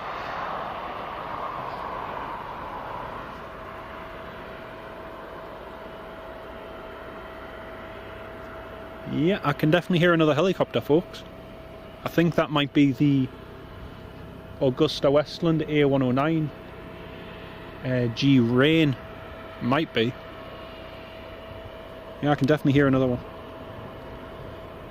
What app do I use to find planes? Flight Radar 24, yep. You with John? Thank you, Paul. US Air Force has the largest flight sim training in the world as they can't build planes fast enough for the new recruits. Yep, that's right. China's the same though. China has exploded over the last few years with the amount of airlines and aircraft deliveries and pilots and so on. Right, here comes another helicopter. Don't know what it is because I haven't had a chance to check, but there's definitely a helicopter coming in. Like I say, I'm presuming it's the oh, my hands are getting cold.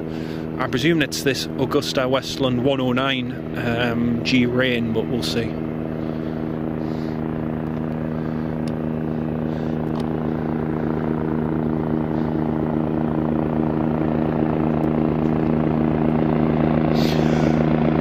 Oh, there it is.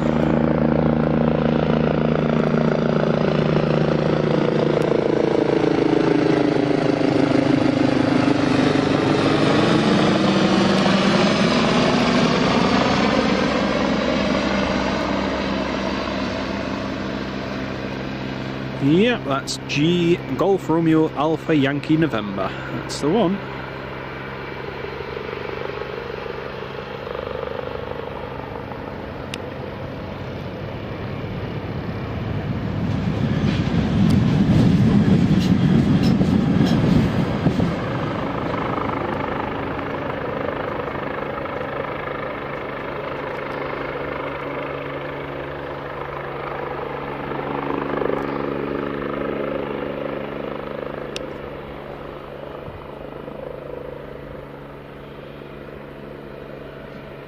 Looks like that European Air Charter A320 just off to my right hand side. Looks like that's just about to push back.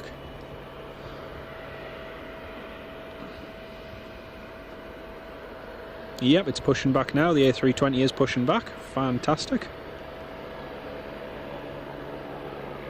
And the Ryanair's just a few minutes out as well now.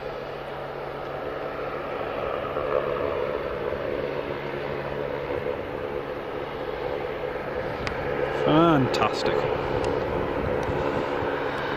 Well, this is our, I think this is our second or third week in a row we've been live and we've gone late, so yeah, it's all happening. The A3, there it is. That's the A320 just there. So we'll get that going in just a second. Oh, it looks like they're still loading a thing of cargo onto the back of the Emirates. Yeah, it looks like the bags are just going on for the Emirates now, so typical.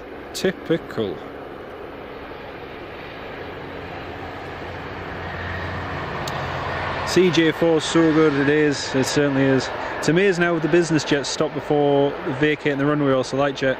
Oh, do you know what? When that Global 7500 landed before, I just couldn't believe how short a distance that stopped. I mean, it literally didn't even use half of the runway and then vacated. It was absolutely amazing. They're incredible business jets. They really, really are. Pack's going on, yeah, seems like it. Aerologic, yeah, that was a bit too far as well, Alan, sadly, mate.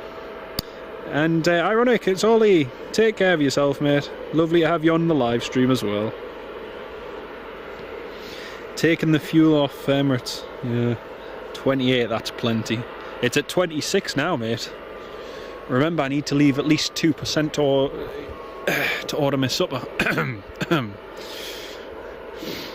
She was military aircraft for whoever was looking for a radar app. There's actually a few good like virtual radar servers, 360 radar. You can track certain military movements as well, but some, not all. I know I've found myself looking at contrails going over, thinking that's not shown on any of my sites, and yeah, it's good though. It's really good. David Owen, great copter footage. Cheers, mate. Thank you very much. Charlie Delap, good evening, mate. Lovely to have you with us, mate. Great to have you with us. So we've got European Air Charter, which is about to taxi. We've got the Ryanair, which is at 1,100 feet, about to land. So we've got two movements. This is pretty cool. This got two movements. Ryanair. I can actually already hear the Ryanair just in the background.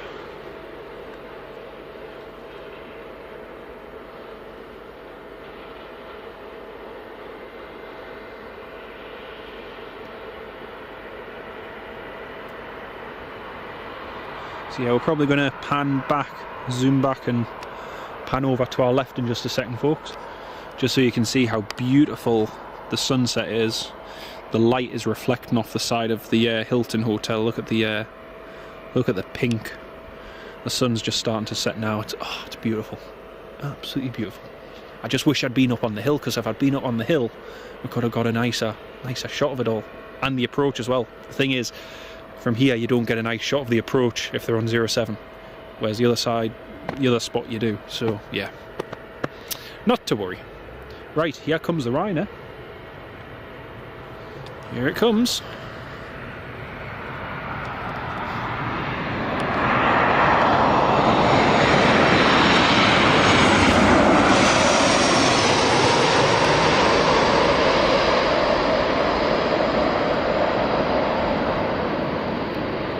Beautiful. Auto brake. Lovely.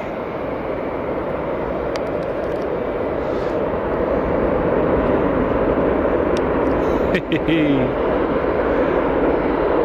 full reverse just to get off at full reverse thrust just to get off at Charlie.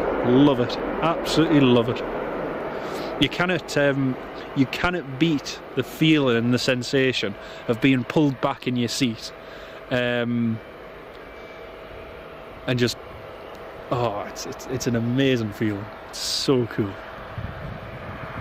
The worst ones I hate is when I don't hate, that's an over-exaggeration. I'm not as keen on the kind of landings when they're so soft you can't really feel anything, and then it's virtually idle reverse thrust and just gentle brake, and it's like it's not as exciting. When it's firm but not hard, a bit like that, it's just, oh, it's so nice. So nice. Right, we'll zoom out on the Ryanair for now because he's a wee bit further away. And we'll zoom in on the European Air Charter. Beautiful.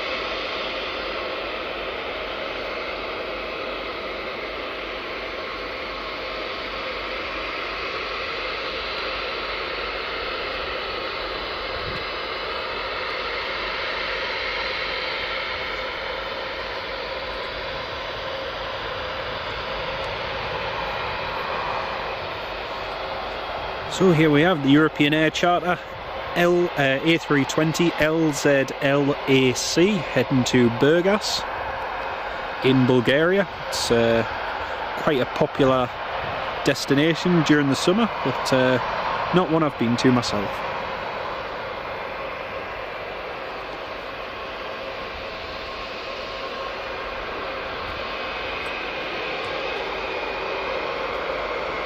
And the steps have just been taken away from the Emirates, but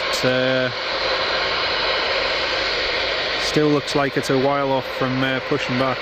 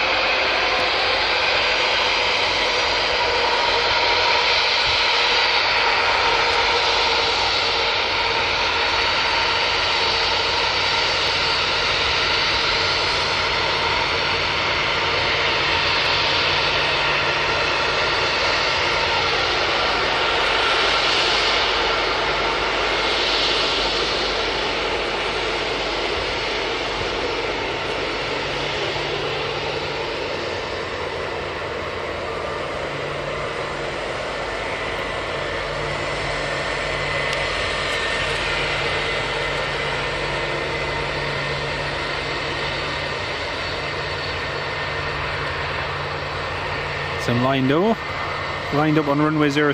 So Ryanair just taxiing there.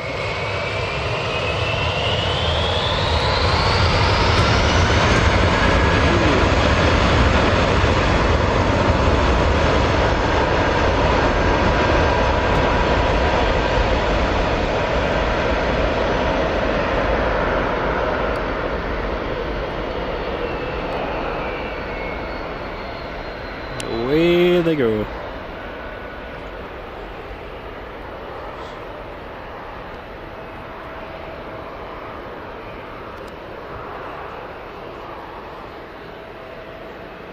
And that's it, up and away there.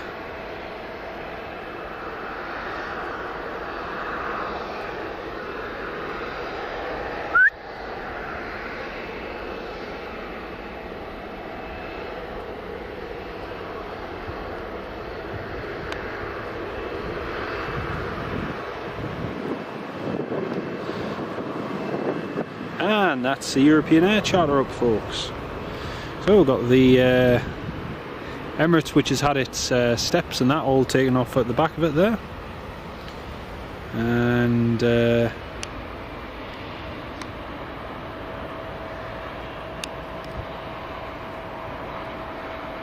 jet bridge is all still connected and it doesn't look like it's going to be going anywhere soon, unfortunately. But hey, if that was just to disconnect right now, I would happily stay. But also, if you notice, you see at the very back, the loader is still all connected on there. So yeah, it doesn't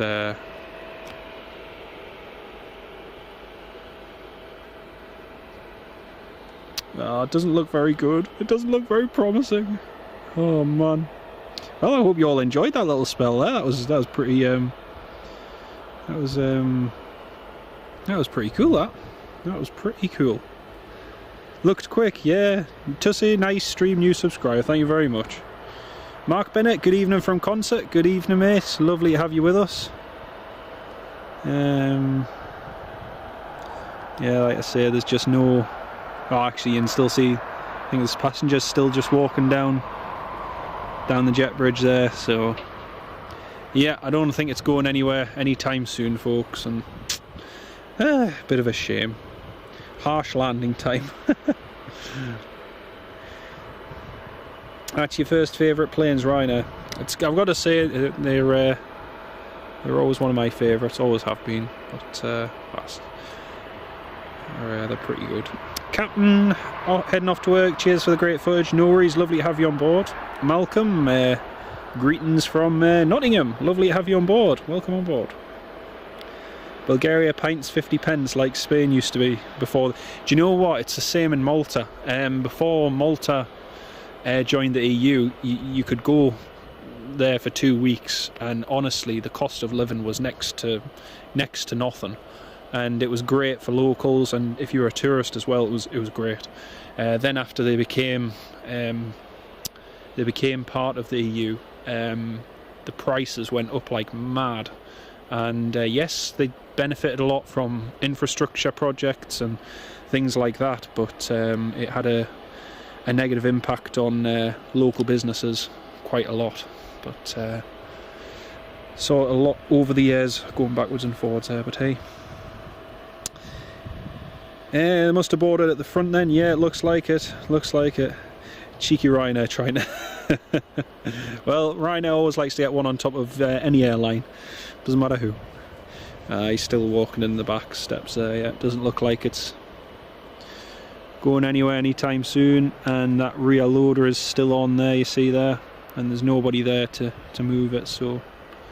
Doesn't look like it's going anywhere, folks, unfortunately. So I think we're going to have to end the live stream, sadly. I didn't want to have to end it without getting the Emirates, but it's just looking like it's going to be another one of them days where it's going to be delayed. So I'm sorry again, folks, but thank you all so much for joining us this evening. It's been wonderful to have so many of you on. Still 300 of you tuned in at the moment. It's brilliant, absolutely brilliant. Claire Martin, looking forward to the next live. Thanks so much. Brian Elliott, thanks for a great stream for your first visit. Looking forward to next week's. Thank you so much, mate. Look forward to having you on board. And like I say, hopefully we'll try and do it at a different time, and maybe do it in the morning at some point as well. I think that would be really good. Give it 10, Paul. Nah, the thing is, Fridays, if you go on the flight data for this flight, every single Friday seems to be delayed for some reason or other. And if you remember the other week, it wasn't till nearly 11 o'clock it departed, and yeah, unfortunately it's just not going to go, unfortunately.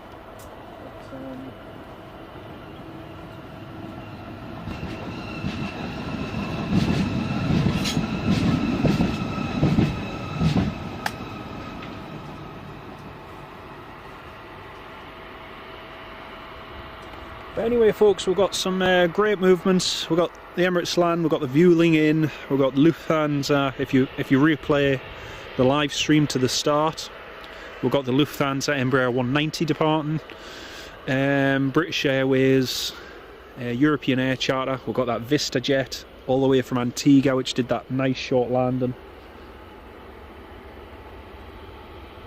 So yeah, we've had quite a good evening, to be honest. But unfortunately, I think we're going to have to call it a day and end it there, sadly. But again, I can't thank you all enough for tuning in last week, the week before, this week, and each and every time. It's amazing to have so many of you on board, and I can't thank you enough. And a special thanks as well to all of our dear channel members. Each and every one of you who supports the channel, cannot thank you enough for that, and really means a lot. David Owen, Newcastle, late and live, thank you, no worries, mate. And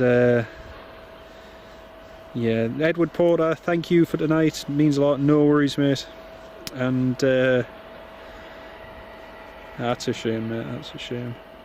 You looked on the flight radar, that flight to Dubai is delayed until 9:50. Yeah, it's, the thing is, even though it says 9:50, it was meant to be 9:40.